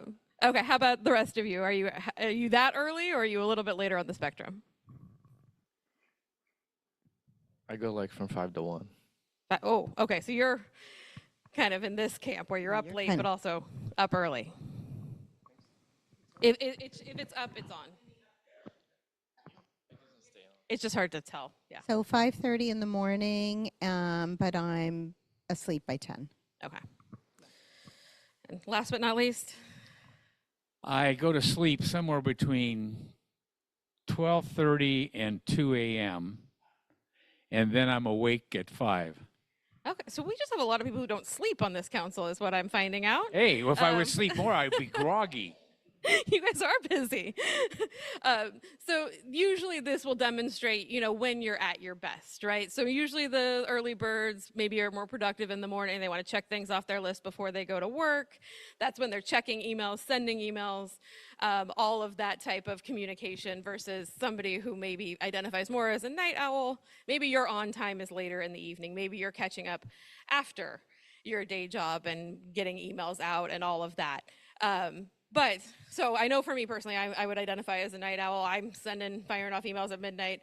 I have no expectation that somebody's responding to me at that point in time. Is that the same kind of philosophy? Yes. Okay. And similar for the early birds, I would hope that you wouldn't expect some of us up until 2 responding at 5, right?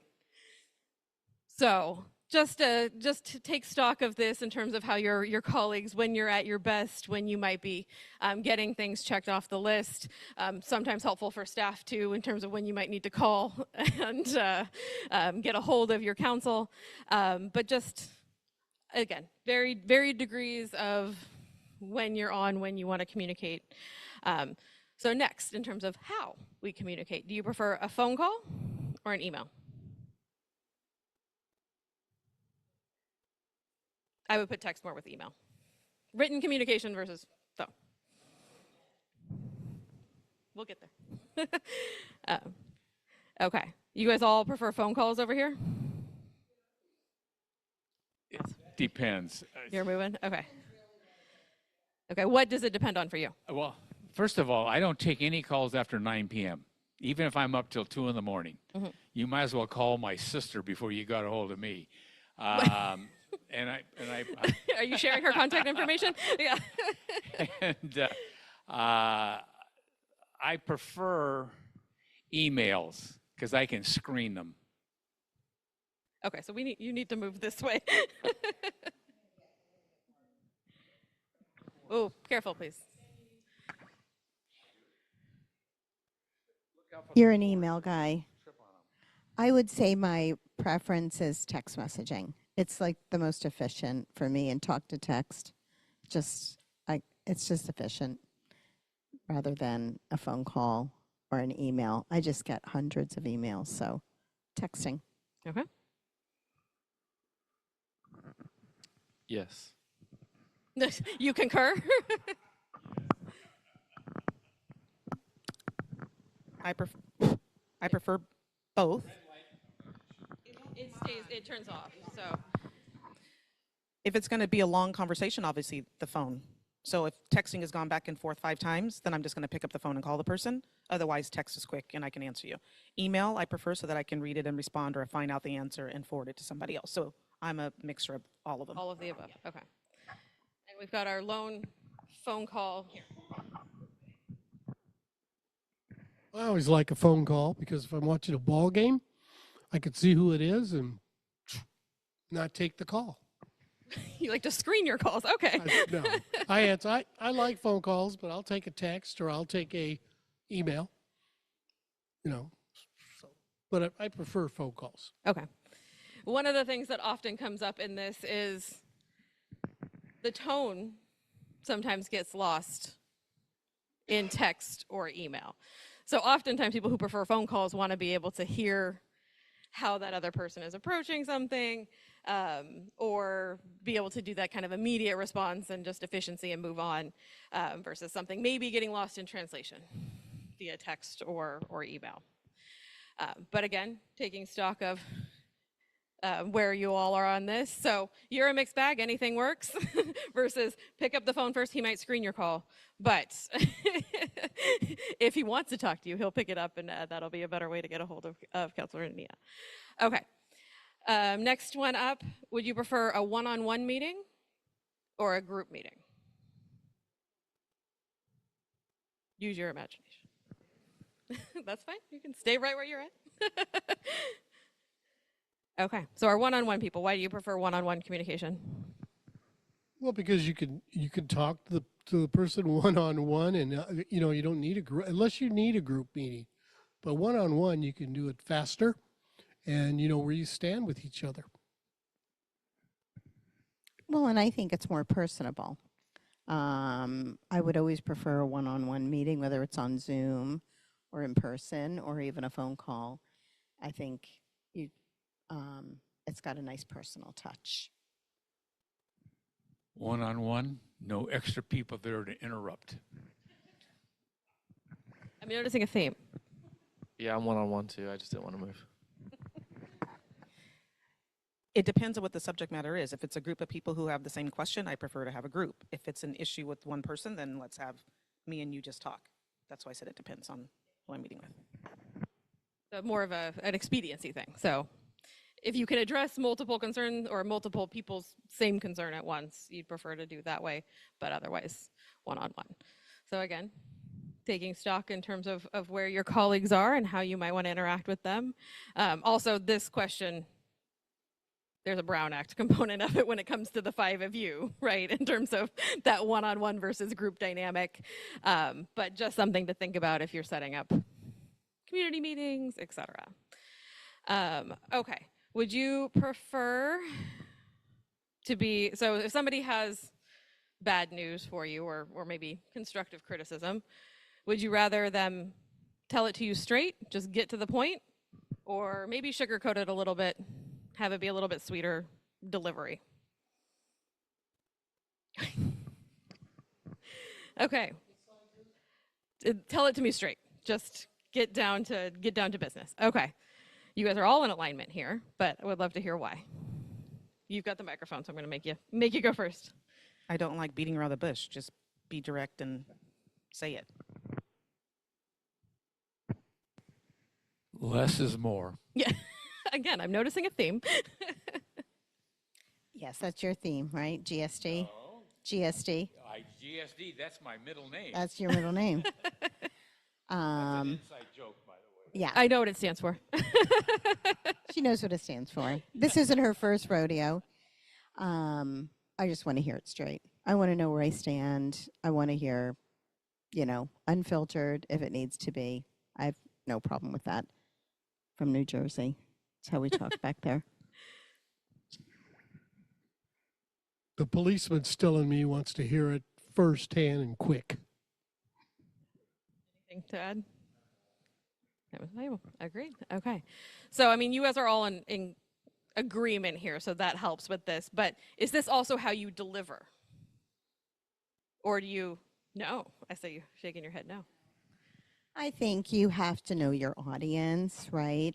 And so when you're delivering, and it could be news they don't want to hear, you want to provide the facts. And I don't want to say sugarcoat it, but soften it sometimes. You certainly don't want to hurt anybody's feelings, but you want to be honest with them. So, yeah, sometimes it's a little different.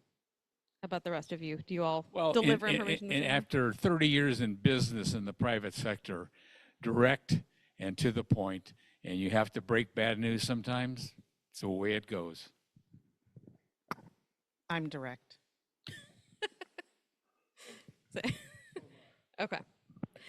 All right. In a similar vein, would you rather get feedback or give feedback?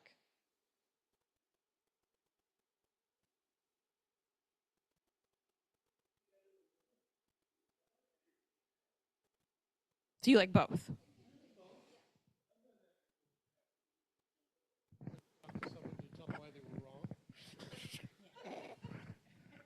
Well, to Not clarify, directly. people always think feedback is negative. Feedback doesn't have to be negative. I usually tell them, thank you for coming, but this is the reason why I voted this way. Oh, I think it has to be a little of both, right? Yeah, to get the whole picture. What was the question? I don't know. Listen. Can you not hear me very know well? what the- Okay. Anyway, I don't mind getting feedback. In fact, I just had a session myself with another person where I got some very critical feedback, and I was very thankful for it. Sometimes you move along so quickly, you never see what some of the repercussions are.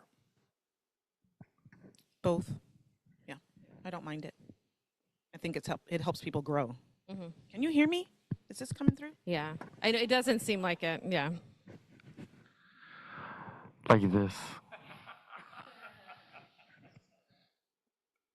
That would be bad for everyone. I'm indifferent either way. It's fine. Oh, okay. So that also helps illuminate. Obviously, you're all comfortable getting that feedback, but you're also all comfortable giving that feedback, which hopefully will help when you do have these dialogues that need to happen, these conversations that need to happen, going into that with an open mind. Also knowing that you're all comfortable with kind of straight talk, right? And just getting to the point and having that conversation. I'm just going to make sure I didn't miss any that I wanted to ask real quick. Yeah, okay. One last one, and I think I know where you guys are going to land here, but would you prefer to have a lot of discussion and all of that, or would you prefer just to get to business and make a decision and act? So discuss. Yeah, so we'll use this one as if you're on, the decision has come before you as the council, would you rather? Correct, yeah, so discussion among yourselves, or prefer to just maybe have a little bit of discussion and get to the decision and act? Context specific. Can you say more? No, it's based on context. So it depends on what the topic is that's before you. Other thoughts? I wouldn't disagree with that, but I don't want to just go straight to, hey, this is the agenda item. Let's hurry up and take public comment, and now let's vote. I want to ask questions and discuss it. So Make sure you have full information. kind of more over here. Yeah, Okay. I want all my questions answered before I make a decision. Okay. Brief questions to make sure you get all the input and then make a decision. Yeah, because you want to have all the facts, ask all the questions, get the feedback from the audience as well, and then make a decision. When it comes before us after the audience has spoken, I like to hear my fellow council members if they have questions and stuff. I don't think it's an extended discussion at that point. It's just clarifying some issues. Okay, so not belabored discussion and questions, but making sure you have full information or full enough information to move forward. Okay, perfect. Thank you. You guys can sit back down. Can we get the deck back up? It's coming, okay.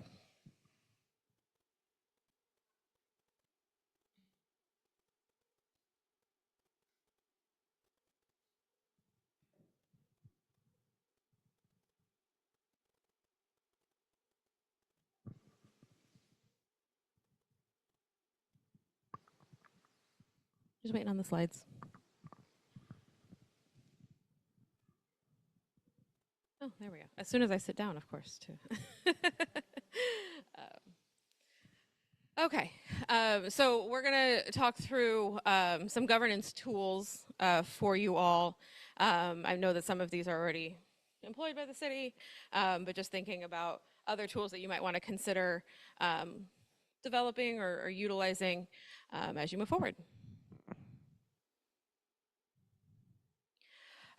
Just another quick quote. So governance is the system by which an organization is directed, overseen, and held accountable for achieving its defined purpose. So these tools that we'll talk about over the next few minutes are designed to to set up that system of governance so that you all can move forward with your quote defined purpose there. Okay, so this these are principles of good governance. This is borrowed from the UN, but I think they're applicable to a local government as well. And a lot of these we've obviously talked about already. So thinking about that foundation and participation from the community. Again, we've talked a lot about getting input from the community, making sure that you're hearing all voices, all communities within the city, and they're weighing in on your decisions as you move forward. The rule of law, obviously that dictates what you all can do at that local level, both in your meetings and just in general in terms of what cities are required to do. Transparency, we've already talked about that in terms of how you all make your decisions and what that process looks like. Responsiveness, I think almost all of you have mentioned that in terms of being responsive to the community needs and what you're hearing and making sure that you're taking that into consideration and implementing that as you make your decisions. Consensus oriented, so again, that doesn't mean unanimous decisions every single time, but looking to build that consensus, looking to find those items where there is alignment, moving forward, making those trade-offs. How do you get to a place where everybody is comfortable moving forward? Equity and inclusiveness. So that word can mean a lot of different things to a lot of different people. In this context, I'm usually thinking about it as an inclusiveness, again, of everybody in your community, that no group or no segment of your community's voice is weighed more than others. We talk a lot about sometimes there's a vocal minority. People that are angry show up, people that are happy don't always show up, right? So trying to make sure that you're keeping the breadth of the community's voice and vision in mind as you're making decisions and including all of that in your thought process. Effectiveness and efficiency, so we've talked about that in the vein of your meetings and all of those types of processes that again, you have discussions, you get the information you need, and you act. And then accountability, which we also have already talked about. So I just wanted to ground the next few things we talk about in these principles. So these are some of the things we're going to talk about. Goal setting, priority setting, governance handbooks, self-evaluations, study sessions, continuing education, and then commitments to equity, civility, and public engagement. So we wanted to start with goal setting and just the importance of that high level, which we've already touched on. And Councilmember Tillman, I think you articulated this in terms of having that roadmap for the staff to implement and then be judged against, right? What is the progress being made? And so that's really the important part about goal setting processes, strategic planning processes, is to think, what is that 3 to 5 year window perhaps? What do you really need to achieve in that time frame to be successful, to move towards that vision for your community? What are those really high priority things that need to be addressed? Sometimes you may not be able to achieve them in 3 years, but what are you working towards? What is that commitment that you're making as a council? And so going back to that roles conversation, that's your job. That's what you all as the council do. You set that direction. You set those priorities. You set those goals. And then the staff is able to work against that, allocate resources, financial resources, staffing resources, time. Are there consultants that need to be engaged? Can get all of those pieces together to move towards and make progress against that goal, which again, as we talked about in that feedback loop, would require also periodic updates from staff in terms of how things are going, and usually a reassessment of those goals. Again, whatever that cycle is you've determined, usually it's in that 3 to 5 year mark, so that you can reassess have you achieved those goals? Great. You can move on to whatever the next goal is. Have you made progress towards those goals and those tactics need to shift? That's a conversation that can be had too. Has something completely changed in the last handful of years and you need to have an entirely new goal in mind? So this is a really good process to think about, especially as you go into, you've talked a lot about your budgeting and budget adoption. The budget would align with those goals and priorities, right? So you're setting those, then there needs to be the money and the capacity to work towards those and achieve those goals. So again, I'm just going back to your 2024 city survey, which has given you a little bit of a roadmap, or actually a lot of a roadmap, to really start that strategic planning process or re-engage, because I know that it's kind of been started and stopped along the way. And so these are just a handful of slides showing what your residents want you to prioritize. So long-term, the residents told you that they want to focus on economic development, supporting existing local businesses, promoting new business growth, and then going out to that vegetation and other priorities. But overwhelmingly, there was this long-term desire for the city to support economic development. Next slide, please. But then also in terms of fiscal priorities, the residents did highlight your public safety, your police services first. So I'm not sure that there's a contrast between the long-term vision and the immediate needs. I think there's sort of an immediacy of what do you want now? We want to maintain our public safety, and of course, that's been a priority for you. You've expressed that. That's what your residents want too. So strengthening police services and enhancing safe routes to schools were the #1 and 2 priorities. Again, you talked about the trail maintenance, so vegetation management, fire prevention was then listed as a very close third here. And then your economic development comes in here in terms of fiscal priorities. Next slide, please. So then again, in terms of spending, if you were in charge of the city budget, this is what your residents were asked, how would you prioritize the city's spending? So they've ranked public safety now moves ahead of economic development, but economic development is still in there. That is still a desire for the residents. So as you're thinking about your goal setting and strategic planning processes, this is a good springboard for you to start that process. You know, of course, you're going to want to engage the public in the entire process more than just what the survey says, but this does give you a sense of what your entire community is thinking versus maybe who's you know, coming to your meetings on a regular basis. These are your community priorities right now, so that would be a good start for your goal setting process. Does anyone have any thoughts on this? Yeah. We did this. Yeah, I was just going to say, We did this last year, so we actually did set some goals, and then we got to the implementation part end of last summer. But that was with an interim city manager, and then Chris started in September. So we started it, we just haven't finished that implementation piece, which we were going to pick back up in January, but then we didn't have the other staff in place. I don't know if you were going to add yeah, more to that. no, I was just going to say, but I think I've shared the goals with Chris, with Regina. I don't know if Dennis has seen them. They know what these goals are. We broke up into groups of 2. We concentrated on, I think it was 9 goals. We narrowed it down to 5. We've been basing our budgeting on that for probably 2 cycles now. So we did the survey first because we wanted to hear from the community. Then we broke up into groups. Then we came back and nailed it down, you know, narrowed it down to 5. So we really have done this.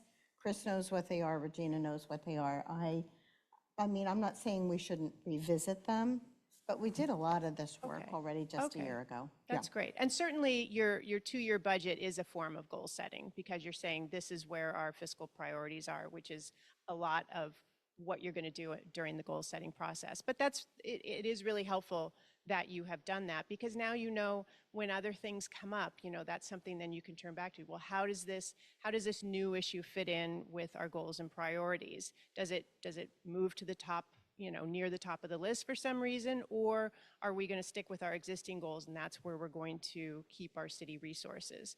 So then you can help direct staff and prioritize their time and, you know, your limited resources.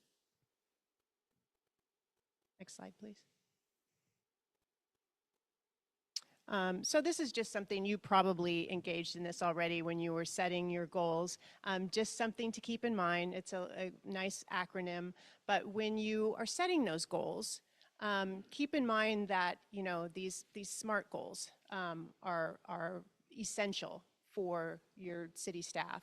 So they should be specific, very targeted, pointed, not just a value or wish, but something very concrete. They should be measurable. You should know when you have achieved it. And they should be achievable. You can have a bit of a wish list, a bit of a stretch. I'm not saying don't stretch, but it should be something that is realistic within your city's resources. And then same thing, it's realistic and timely. You should have a set time frame. There shouldn't be an open-ended time frame of someday we would like to do this. It should be within 2 years. We want to have X achieved, and we'll know when we achieve it because this is what it'll look like. And then you can check back. You can also have benchmarks along the way to see how far you've gotten to that goal. So I'm just hoping your goal-setting process did include that element too.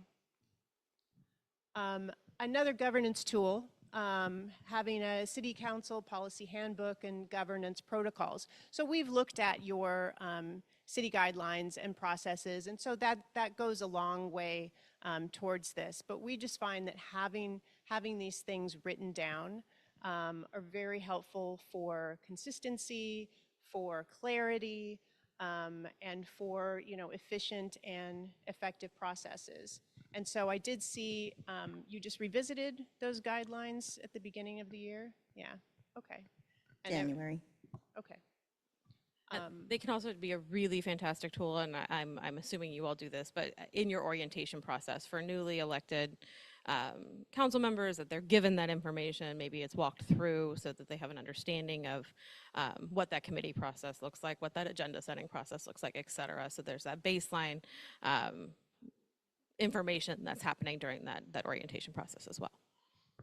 Yeah, and I like that you did just revisit them, and they should be revisited, and you should be, alerting your city manager when issues come up that maybe aren't covered by the guidelines, and so something that you want to talk about the next time it comes up for revision, that maybe you need some clarity on a certain issue or certain situation that's come up. Next slide. Okay, we've got another hypothetical for you.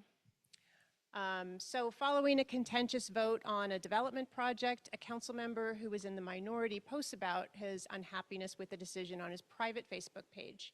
As part of the post, he urges residents similarly unhappy with the decision to contact the mayor. All other council members are friends on the private page, but none comments on the post. Any issues with this conduct? Well, like we said, it's, you don't want to, once the council has made a decision, we should be supportive of what that decision is, right? And so,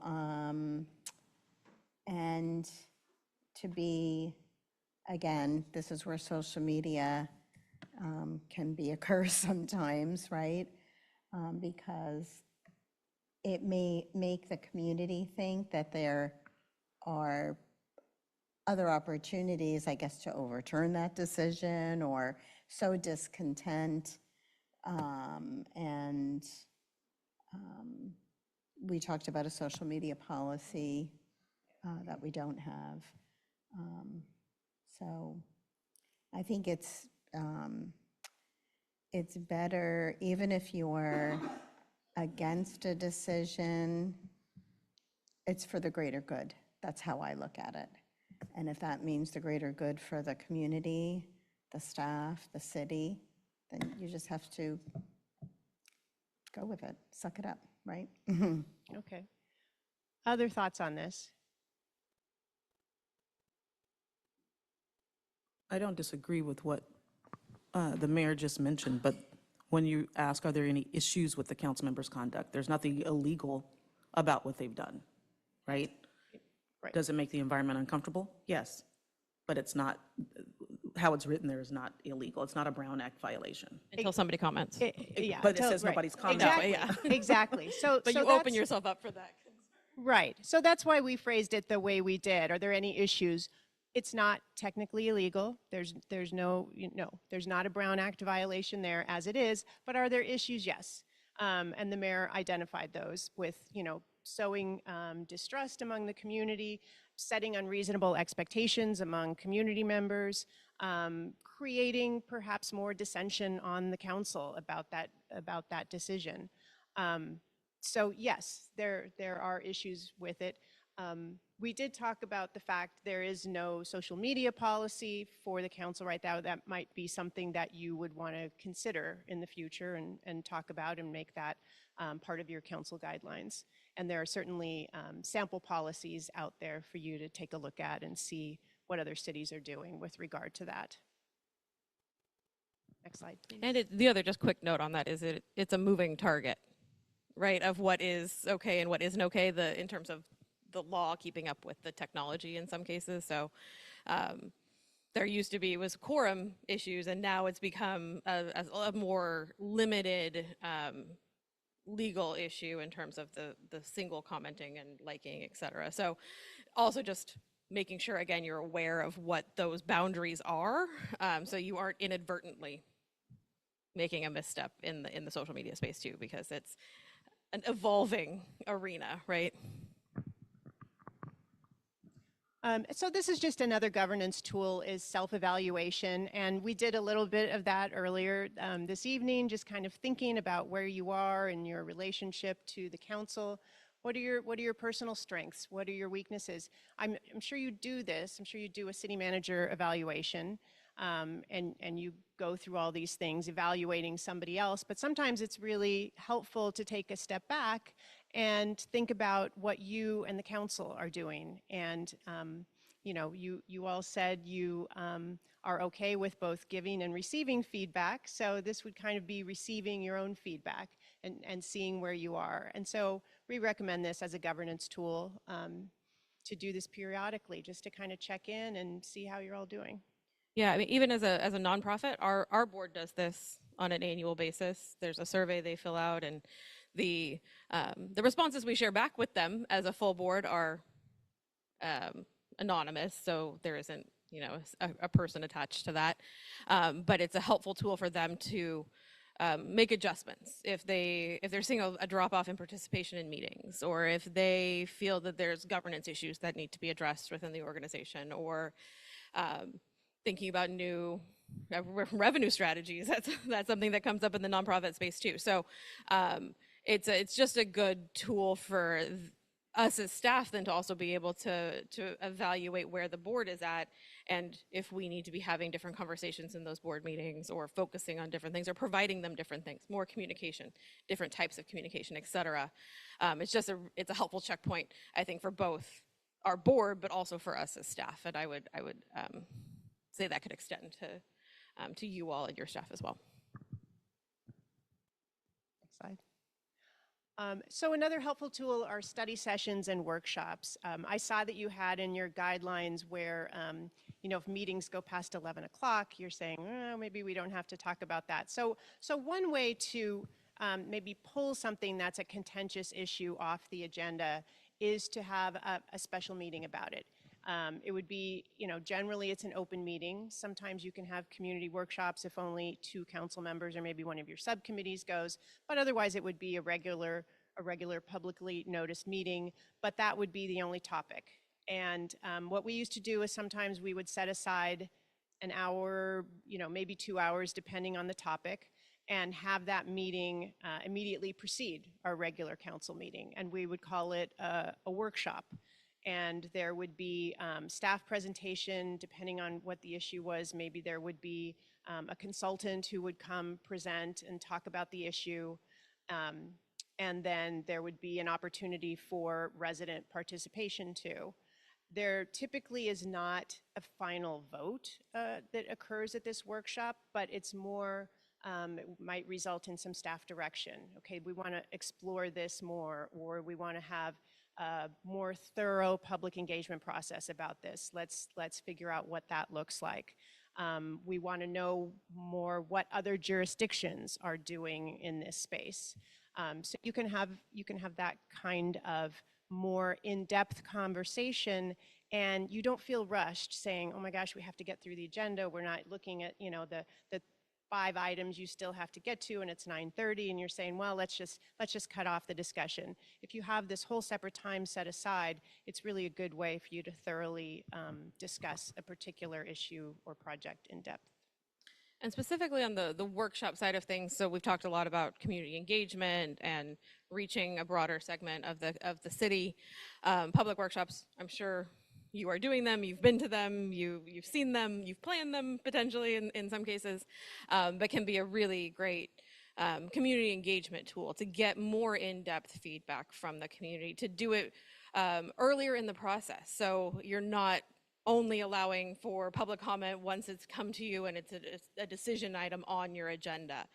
You can have that conversation months in advance while you're designing the project, while you're designing the park, et cetera. And so you can get that feedback ahead of time and use that in the implementation process and the decision-making process. So on the public-facing side of that workshop and study session thing, just wanted to make that note.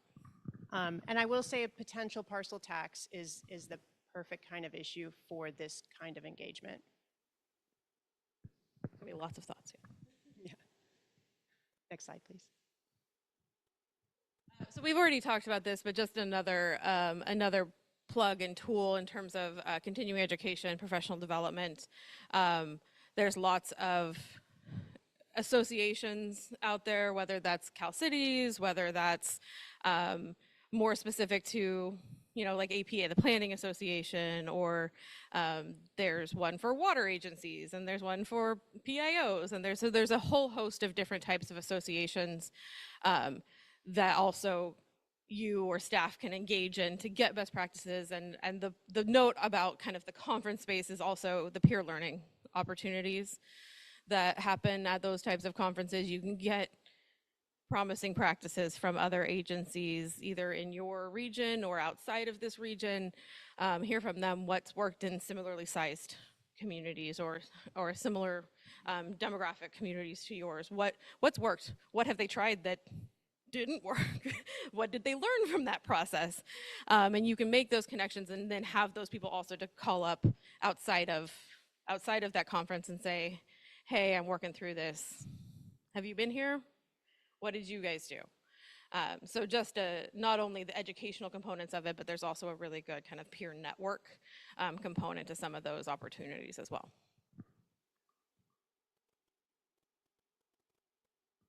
So we know you're already doing a lot of these. Is there something we talked about that you aren't doing you'd like to try? Is there something else that you've heard of as a tool that's out there that you might want to think about here? Or are you doing it all already?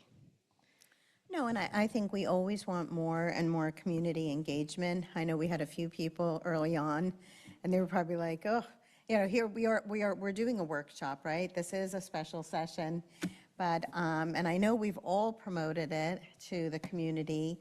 We are going to be talking about revenue enhancement ideas. We did do a budget workshop back in May.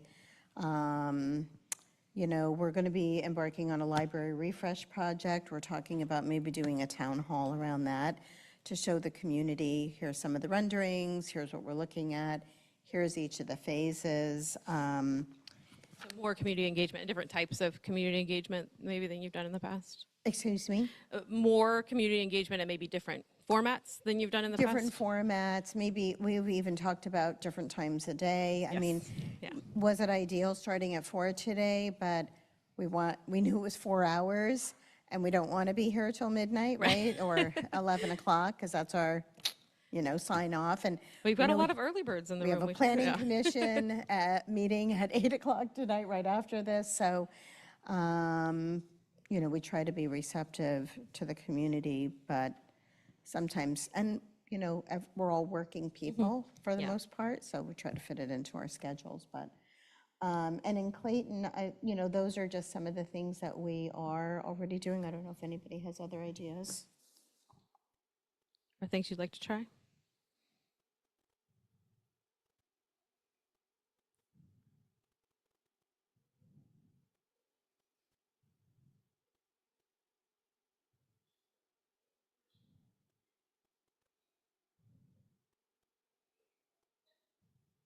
strong opinions on what we've been doing or what we could be doing? How to resolve issues. Oh, so, oh, okay, you're thinking of, I'm thinking more like community engagement. But,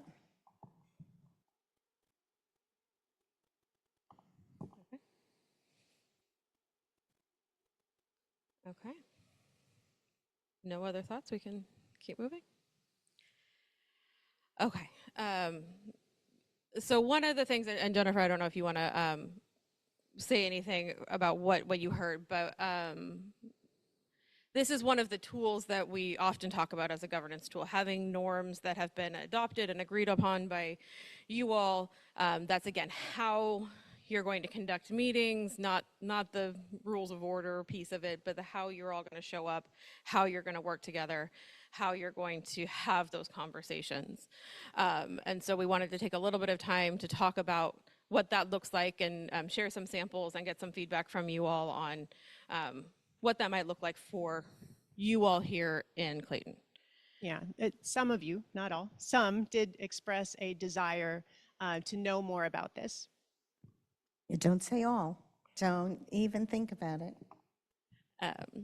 So again, this is one of the I've been told not to call things best practices anymore, but one of the promising practices that I've seen from other agencies is this adoption of a set of norms as a governance tool to facilitate more effective meetings, more effective working relationships. So there's two things to keep in mind here as we talk about norms. One is what it takes for the 5 of you to work together effectively, and then what it takes for you all as a council to work with staff effectively.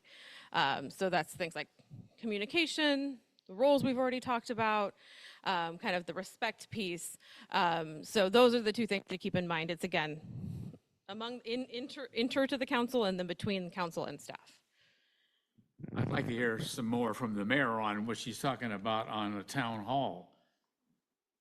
No, what I was saying is that one of the suggestions we got from our county supervisor when we met with him last month about our library refresh project, because he worked earnestly on that Pleasant Hill Library project for years, and he said, do some town halls. You want to get people engaged, you want to do some fundraising, show them the rendering, show them what it's going to look like. Talk to them about what it's going to cost. You know, there's 3 phases to the project. And so I think that would be a really good opportunity for us to communicate. People love the library. That was in our community survey also. The number one highest satisfaction level. Yes, love Yeah. the library. Library attendance is growing exponentially.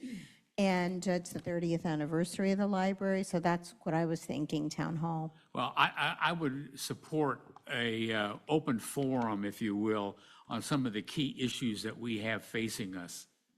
Housing, safety, public safety, and things in that nature. Those seem to be the top priorities that you're getting feedback from. It'd be great to have the people from the community in the room here with us at a 7 o'clock meeting, just solely dedicated to that, and let's just open it up and say, what's on your mind? You know, I'd love to hear it. You'd obviously have to have a prepared agenda on certain issues that you want to present to them so that we are effectively communicating with them, as opposed to this sporadic communication that each of us have a different, a different time to do it with a select group in the community. It'd be nice to have all represented parties in this room, and let's just have it. Let's have a discussion on the top issues. Topic specific, yeah. Correct. Well, and I think like with the GAD, the Geological Hazard Abatement District, I felt like we did a really good job with that. This was an assessment that we brought to the community. We had marketing materials, we had educational materials, we had hosted a webinar, we had certainly public hearing, and it did pass just recently, but I don't think it would have if we hadn't done all those steps in advance to educate the community about the benefits Yeah, so of you can that. look at. No, because each of us participate in a number of other forums outside of the city council that'd be very informative for our community. Oh, I like that. Yeah, so we've definitely noted that there's an interest in town halls, whether that's one topic specific or more generalized in terms of, come tell us what you're concerned about, right? So making sure that you're getting that feedback in different formats. So not just one specific group, for example, but having an open conversation, open opportunity for the community to weigh in. Okay, perfect. Okay, so going to shift back to norms here. If you want to go to the next slide. And so just similar to the conversations we were having around goals, your budgeting cycle, all of your governance protocols, your guidelines, et cetera, is also an important timeline to think about your norms too. So whether there's been an election and you have a new council member, or there's been an election, there's no turnover, but it's been 2 years since you've talked about this. Like, those can all be good opportunities to revisit what you have agreed on, make any modifications that are necessary, additions that are necessary, particularly if there's been turnover, making sure that everybody is aligned still, just having that checkpoint and that review, and then seeking consensus on anything that needs to be discussed. And then thinking about processes for integrating those into your standard practice. So I've seen some agencies put them on their agendas. I've seen some agencies post them in City Hall. So just having whatever works for you all as that visual reminder of what you've agreed on, what your operating procedures are, what your norms are, so that you have that checkpoint, that reminder when you're frustrated, when it's late, when whatever might be happening, but you have that reference in front of you. So we pulled these from the guidelines that we've been referencing that I'm sure you're all aware of. So these aren't specifically norms. These are what you all identified as values in your guidelines. But some of these read a little bit like norms. They read a little bit like how you would work together in terms of that respect and care for each other, promoting that care and respect for other points of view, that you're expressing opinions honestly, all of those, and the humor piece as a tool, which I do appreciate here. Can you all read these? Are they big enough, or do you want me to read through them? There are some of them that are really small, I know. We'll email this out to you all. So just wanted to, obviously you have a starting point for this conversation, and so we wanted to put those up in front of you. Are there questions about any of these before we keep chatting? Is this something that you all agree on? Speaking for myself, no, I think these are very good points that you have of the adopted values. I think it's These are yours. These are your. Yeah, I know, but they're a good list. Okay. It is a good list. I Yeah, agree. it is. Okay. That was his humor. You missed that. That was his humor as an important tool. We're living the values right now. I love it. So we put this up here just to kind of ground the next slide, which are some sample norms that we've seen in other agencies to start the conversation. So the values are your starting point in how you operate. This is essentially the next step in terms of what does that implementation look like? So you say you value, honoring each other's opinions, you value having that respect. What does that look like in practice? So I will give you guys a couple seconds here to read these off. These again are just samples that we've pulled from other agencies that we've seen to start a conversation.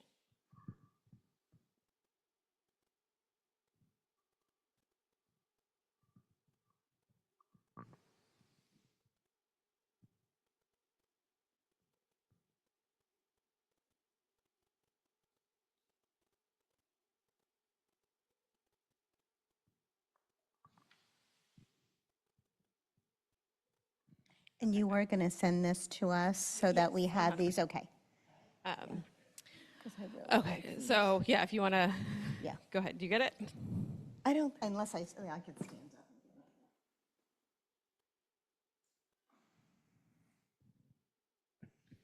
up. So we want to have a bit of a conversation about this. So I'll have we'll toggle here. So if you want to go to the next slide really quickly, just to so want to talk a little bit about what, if any, of those resonate with you. Are there ones that you like but maybe need a little bit of refinement? There's something missing from that kind of starting point. What else should be considered? So yeah, perfect. I'll have you go back to to that slide so you guys can see them. No, we have to memorize it, right? Yeah, exactly. Well, I say for me, there's two that jumped out at me personally. One is work for the common good, not personal interest. I think that's really, really important that we're working, it's like we have to rise above ourselves, right? We definitely all have opinions, but what's the best for the city? What's the best for the staff? What's the best for the residents? And so I really like the common good. And also respecting council decisions once a decision has been reached. And I know we've talked about that a couple times already, but that's it.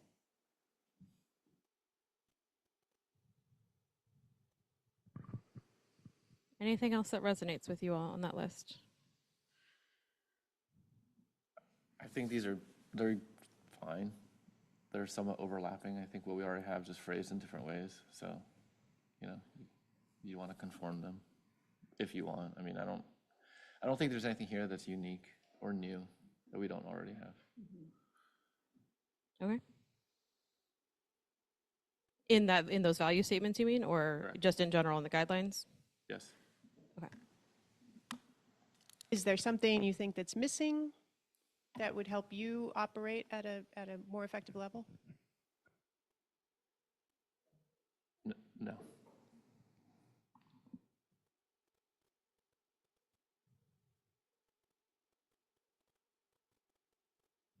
Anything that resonates with the rest of the council? The demonstrate honesty and integrity in every action resonates for me. And disagree agreeably and professionally as well. And I would have to say the respect council decisions once a decision has been reached. I will just speak for myself, I can agree with, as long as the discussion happened and it didn't just, we come in, we start voting on it after very minimal discussion. If that hasn't happened, I'm going to have a problem with it. And I'm going to be vocal about it. Just being honest. So is there a norm that you can think of that might help alleviate that situation where there's no discussion on an issue or on an agenda item? I don't think there should ever be an issue that has come before us where residents have come, expressed their concern, et cetera, and we have very little discussion. That shouldn't happen. It does at times. So Something along the lines of ensuring or. I don't know how you can phrase it in words. Right, but it's making sure that you're having the space to have the discussion and get the information That space open in the it happens. in the public. It happens. We can't force five of us to. You can't force people to have a discussion. Right. And what I'm saying is, for me personally, I'm going to want to have a discussion about it. Okay. And if it seems as if the rest of the council is not willing to participate in a discussion and there's a vote after that, I am not going to be satisfied with that. But I can't force them to do that. Right, I don't think having writing words to say that we should do that. Okay. Correct. Remind me of when we had or an item where there was little or no discussion and we made a decision. I can't think of. So if I had to think of one, let's see. When we came in and we had I wasn't here, so I didn't get to voice my concern. So we'll start there. I happened to be out that day. But it goes back to the MOU. There was a lot of conversation from the residents.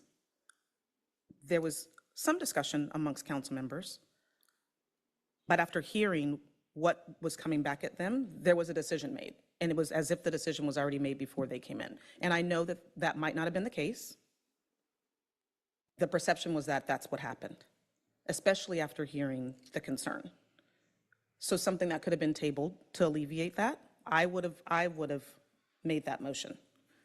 Another one would be, lots of discussions happen, but when there are only a couple of people who ask questions and others are not, even when facts are presented to them, to me, that's problematic.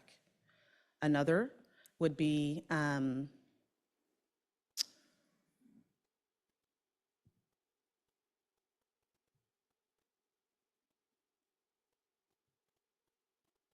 going through the years, give me a second.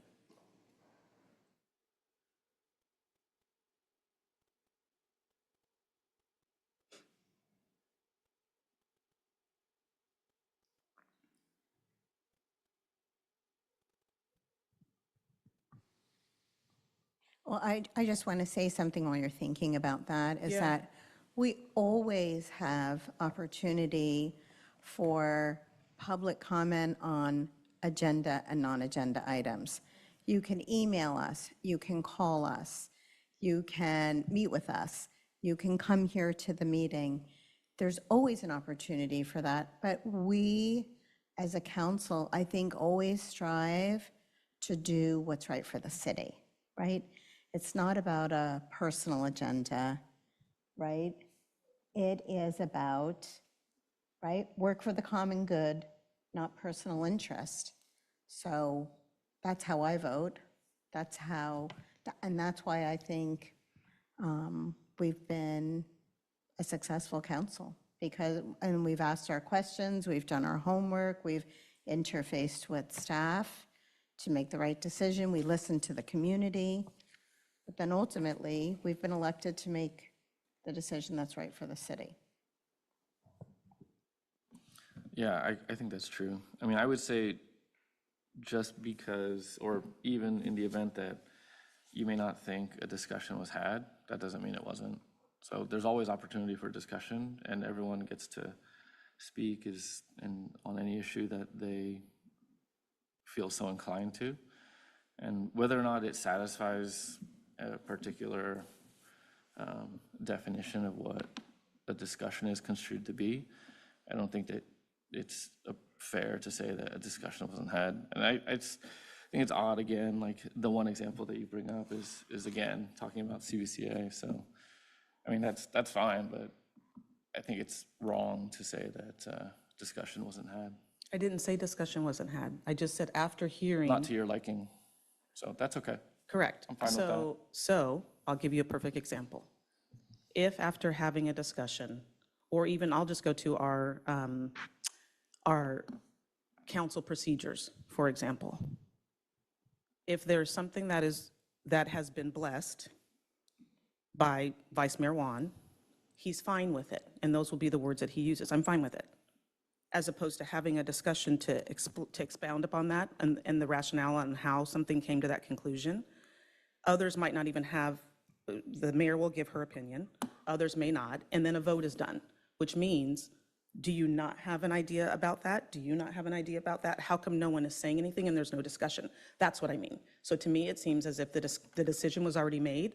It could have been made just reading the staff report, and they were like, okay, I know how I'm going to vote when I get in there. But after hearing more conversation about it or even public input, they're still like, okay, well, that's just how I'm going to vote. It feels weird to me and a little off. That's all. And that's my own personal thing. And so that's why I said you can't write a sentence that's going to be a norm that we can all conform to. That's how I started this whole thing. Yeah. But everybody comes to a decision-making process in their own way, right? Correct. Just like people grieve in their own way, people rejoice in their own way. I'm sure all of us have done our homework, asked questions, met with staff, we look at the staff recommendation.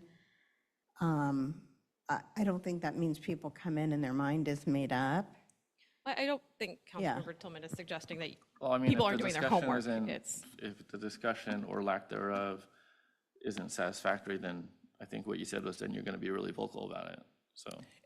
On certain things, it just depends on what the topic is. If there is a lot of public outcry I'll just give it depends on who's in the room. Different decisions are made based on who's the most vocal. That's just, we're a small town, that's how it happens. So I have seen that there have been decisions made based on the most vocal people. And even when there are another group of vocal people who come in, the votes are not, it's almost as if they're ignored. And the words that are used are, I'm fine with it. I'm fine with it. So when we're doing things that are for the best interest of the city, if it's financial and it makes sense, then yes, I'm fine with that as well. But it's when it doesn't make any sense or questions cannot be answered and/or council members are speaking for staff, when it's a staff member who should be answering that question. That's when it starts to look a little odd to me. So you're talking through your decision-making process, Yeah. and your strong preference is for more of a dialogue, more of a conversation among the council, as opposed to a perception of the decision already being made. So your preference is to have that conversation. Correct, because then to me, it's more transparent, and we do this a lot. Right. It starts to annoy people because it does go to late meetings, and I'll kind of, I will beat a horse to the, well, I will beat a dead horse. Because the perception doesn't look good. And if we're going to be transparent, then I'm going to keep asking questions to get to what is actually happening, because it I think doesn't that's seem. incorrect. I would say we are transparent and we do address issues. The fact that you may not feel that we're transparent doesn't make that true. How are we we're having meetings, but that doesn't necessarily mean we're being fully transparent. How are we not How being are we not? transparent? So I'll give an example. I think it's a very subjective matter, and so you can disagree with anything, and that's fine, but it doesn't make it true. And neither does anything that I agree with make it true. So if there's an impasse and you have a subjective opinion or an evaluation of something, that's okay, but that's what it is. It doesn't make it any more true than anyone else's. So when you say, well, we're not being transparent, or it seems like this, well, it may seem like that to you, but it may not seem like that to anyone else. So, Or it could seem like that to a lot of people, It could. and the vote is still done. And that's all I'm saying. So there's no but words there's that a we can lot put of, up there. yes, but when you phrase no it this words we way, can put you're up there. making it seem No. like it's a true statement when it's very subjective. And there's really no objective way to quantify what you're actually saying. So That's why I said- we can I continually agree. say, I agree. well, maybe some people think this, maybe some people think that. Okay, but we know what we all say when we vote. And so that is the one objective measure Right. that says we are taking a position on the issue, and so we vote on it. And we may disagree, and that's okay. But at the end of the day, it gets resolved with a vote. Correct. And I'm still going to go back to, there is no other bullet that we could write up there that is going to get across exactly what you just now said. So if there is any issues whatsoever that we have up here on the dais where it looks like no one, and I gave the perfect example, no one asked any questions and a vote is made. That's how I started off. If that happens, then I'm going to say that there seems like there's something wrong, we're not being transparent. Only But to I, but I think think so. there There's might no be, discussion. I think it Council may member. seem that people are in That's your agreement. perception. I think there might be a little conflating of transparency and reasoning. So I do think it's helpful for the public to know each council member's reasoning, why you're voting for a particular thing. And for me personally, that could have been, when I was on the council, that could have been as simple as saying, I agree with what was said in the staff report, or I agree with this point in the staff report, or I agree with the residents who commented tonight that X is, a good idea, something like that. I don't think, for me, again, that it's not transparent to not do that, but it adds another layer of disclosure and it's helpful for the public to know the council's thought processes. What was important to you in that decision? Why did you vote the way you did? And if one person says that, then I think it's okay to say, yes, I agree with the vice mayor. That's why I'm going to vote yes. Yes, I agree. So reasoning is a better word to use. Correct. So that's all I'm saying, is if the vote comes up, there were no questions asked, there was no discussion, it's just yes or a no, it seems a little odd. That's all. And that's why I said you don't have to add another bullet up there to Right. to make me happy. You know, a lot of councils do what you're saying. They just, you know, for expediency. And I know a lot of you are concerned about efficiency. And so you would just say, yeah, I've read the staff report. This is clear to me. I'm going to vote yes. Whereas if there's the public listening or they're going back and they want to know what happened at the meeting, a sentence or two from each council member as to why did you vote that way? What was important to you?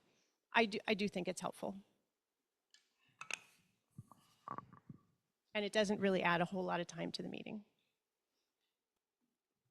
But I just want to say one other thing, though. Sometimes a room can be stacked with people, maybe deliberately stacked, feeling a certain way, but that doesn't represent the 11,400 people that live in this community. You know, Chris and I heard a phrase when we were in Sacramento a few months ago called STP. We're like, what is STP? Same 10 people. That, you know, same 3 people, whatever. There are obviously people in this community that are more vocal than others on many sides of the issue. I don't even want to say both sides, many sides of the issue. But, and I think Councilmember Ania said this very clearly several months ago, I represent 11,400 people, not just the people in this room tonight. So I think sometimes we have to remember that, right? Right. Are you saying that there may be stacking? Because our guidelines say that there will be no packing of the audience. But I don't do that. I think this is where reasoning can come in handy too. So I had a situation where we had it's a coastal community where I was, and there was something that we had to do because the Coastal Commission was demanding it. And we had a full house. We probably had 25 speakers. Everyone spoke against the decision we needed to make. Everyone spoke against what the Coastal Commission was mandating us to do. And so I don't know how much it helped in the room, but at the end, you know, we all explained why we were doing what we were doing. Some of us on a personal level, you know, we had to remove something that had been built in the city. A lot of people liked it. A lot of council members liked it, but we said, no, this is why we have to do what we have to do. The Coastal Commission is mandating us to do that. I think explaining that reasoning was necessary, not just helpful in that case, because you've got a whole room and no one understands. No one in the room spoke in favor of what you're about to do, and yet you're still going to do it. And probably, if you asked a lot of residents outside, they would vote no too. So sometimes just, you know, that sentence or two explaining why you're doing what you're doing. Sometimes there are state mandates that require you to do things. Sometimes you understand in the long term that that's what's best for the city as a whole, not just the people in the room, but say it out loud. I think I'm certainly that's a good vocal. practice. I think my fellow council members are vocal also, and I think we usually do share our opinion, particularly on touchy or contentious issues. So I'm going to continue doing that.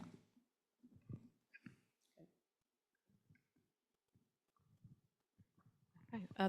Other thoughts on this, things that are missing that you'd want to consider?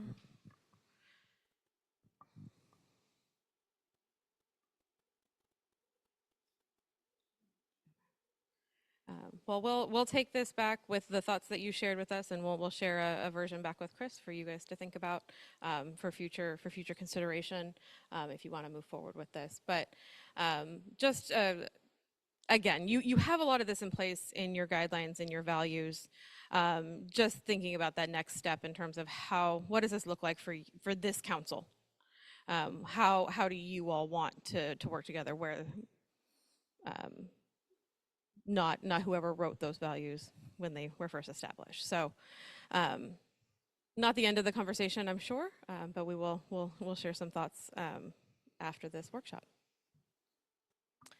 Okay, so we're getting close to wrapping up. The next thing we want to do, we'll share another quick handout with you guys, but just want you to think about some of the conversations we've had today around your interactions, around communication, around community engagement. We've talked about a lot of different topics. So just want to give you guys a few minutes to think about that, reflect on that self-evaluation that you did and what you might consider doing in the future. So there's 3 questions that are posed in front of you. If you want to go to the next slide, they'll be up there too. But identifying anything you might start doing, anything you might stop doing, and then what are you doing well? What are you going to continue to keep doing for the council and for the community? So we'll take 5 to 10 minutes, however long you want to take to write this, and then we'll come back.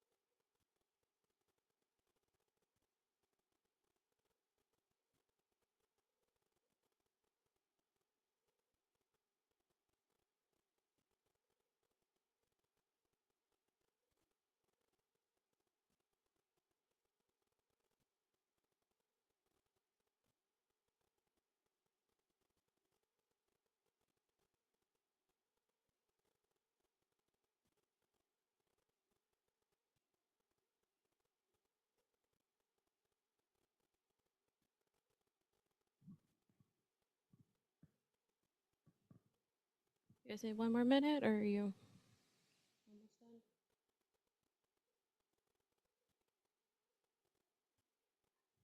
Okay. Well, you can finish your thoughts if you have any more you want to write down.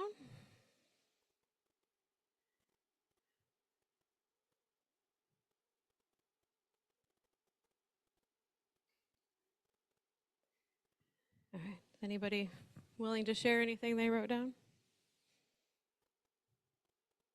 I'm always going first. Somebody else. What, are you going to ask me to go first? Go ahead. I'll go first. Go ahead. Go ahead, Vice Mayor Juan. Sure. Sure.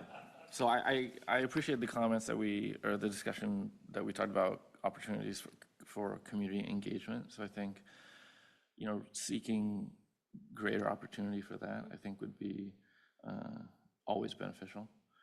I didn't read anything for the stop doing. I'm comfortable with the things that we're doing.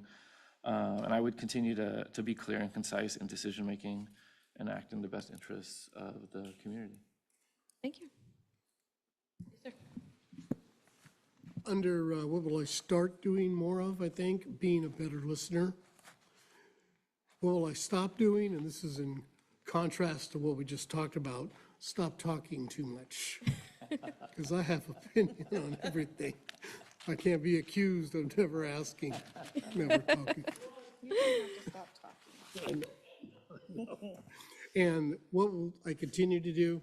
I'll continue to work in the best interest of the entire community. Perfect. Thank you. On my first point on what will you start doing, I want to, again, like everybody sounds like it, listen more and less opinionated on my part and open to other input from the community and other council members. Stop doing less restrictive in my personal reviews. And sometimes they override what I'm thinking. And finally, I'll be open to input from all points of views and opinions. Thank you. For mine, what will you start is being more communicative through various media. Currently, I only use social media, but I know that there's a lot of other ways to do that. So there's more community engagement.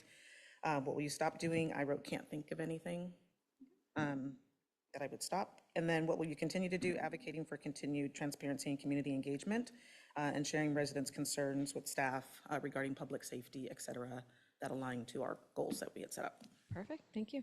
Mayor, do you want to close us out? I'll go last now. So start doing, again, I like the idea of encouraging more community engagement. I'd like to see us do that, more workshops, town halls. I know I want to do, I did one coffee with the mayor. I'd like to do more of those. I didn't have anything for stop doing, but continue. I just, again, running the meetings professionally, being thorough, being respectful, being efficient, and always thinking about what's right for the entire city, the greater good. That's what I've got. Perfect. Thank you all for sharing. A lot of interest in more community engagement. So that looking at the staff team on that front too to help with that process, but thinking about other ways to do it too instead of just the standard things that you have been doing, which I think is a great process to think through. And done a lot of conversation around continuing to keep the view on the whole city and that service to the whole community and making sure that you guys are keeping that in mind as you're going through all of these processes. So these are mainly for you guys to reference and think back on. And if you think of something later that you want to jot down in terms of something you want to try or something that you have reflected on and you're like, maybe I could do this differently. That's what those notes are for. But I appreciate you all sharing. Because sometimes that's a little hard to be vulnerable and say, hey, I'm not doing this so great. I need to rethink this. So just appreciate you all sharing that with us. And we are getting ready to close out. So just a couple final things for you before we end today. Just wanted to leave space for any questions that you all had that we didn't address or something that we talked about at the beginning that you want to revisit and have a question on. Just wanted to make sure we had space for that. I have a just general question, not specific to this. Okay. Your organization is affiliated with the California League of Cities? Correct. What's that relationship? Tell me about that. Oh. Okay.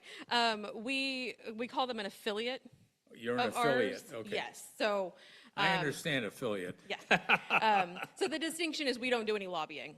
Yeah. So that we're the type of nonprofit we are, our focus is solely on education and training and technical assistance for cities and counties and districts. So we don't have to go into the building and lobby the legislators. Once those decisions are made, we help folks navigate the implementation of what that looks like, essentially.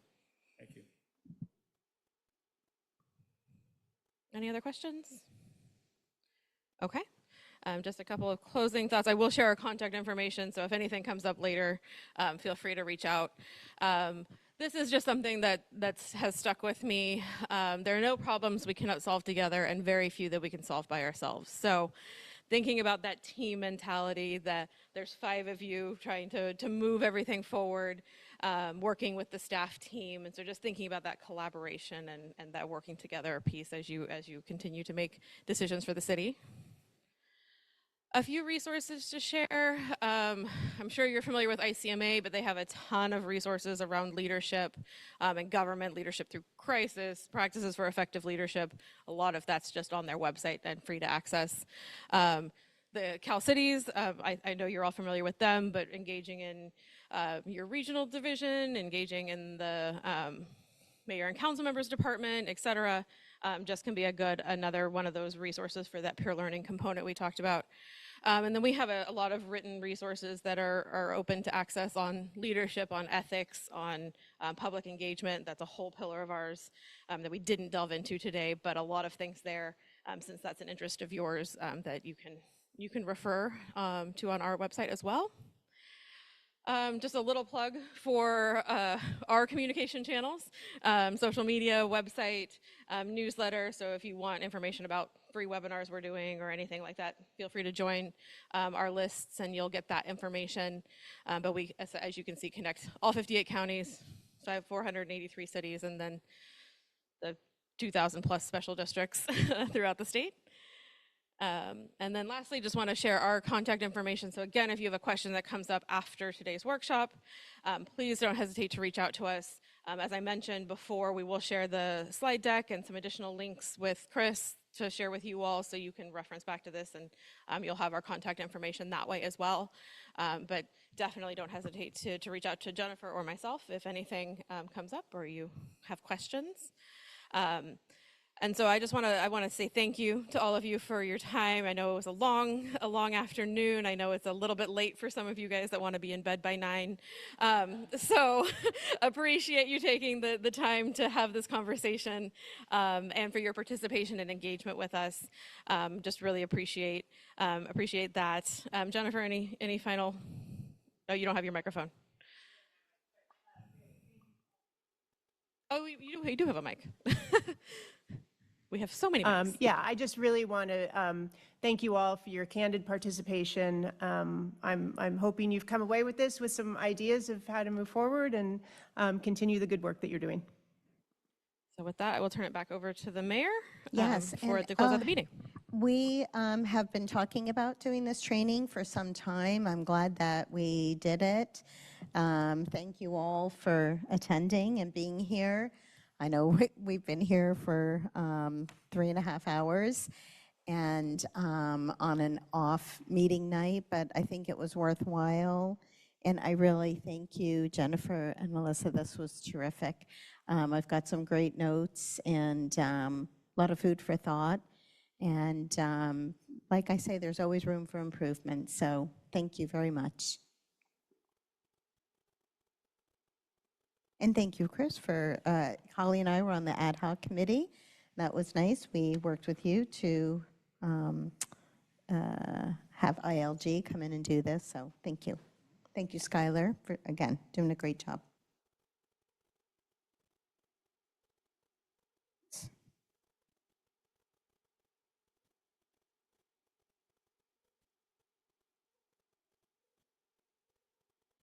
Oh, sorry, public comment.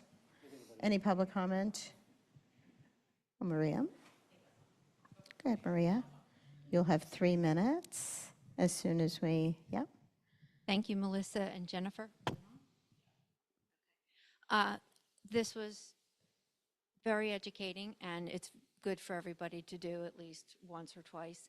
The other thing that I would like to say is that I do believe that there really should have been a section for addressing difficult personalities and conflict resolution. That should have been addressed because over the years of watching the council here and in recent years, there's been a lot of difficult personalities and a lot of conflicts that should be addressed. And there's been a lot of personal attacks between councils, bringing in family members, and that all should be addressed because that is highly inappropriate and it should never be done. But overall, this was a good training, and I would suggest that anybody who sits on a council needs to remember that we're all human and we all make mistakes, whether they're intentional or not. We make mistakes and we need to give each other grace and have humility about it and acknowledge that we've made those mistakes. So I'm glad this was done. And thank you. Thank you, Ms. Shulman. Is there anybody else? Public comment? Nope, then I will close public comment and we will adjourn the meeting at 7:28. Thank you.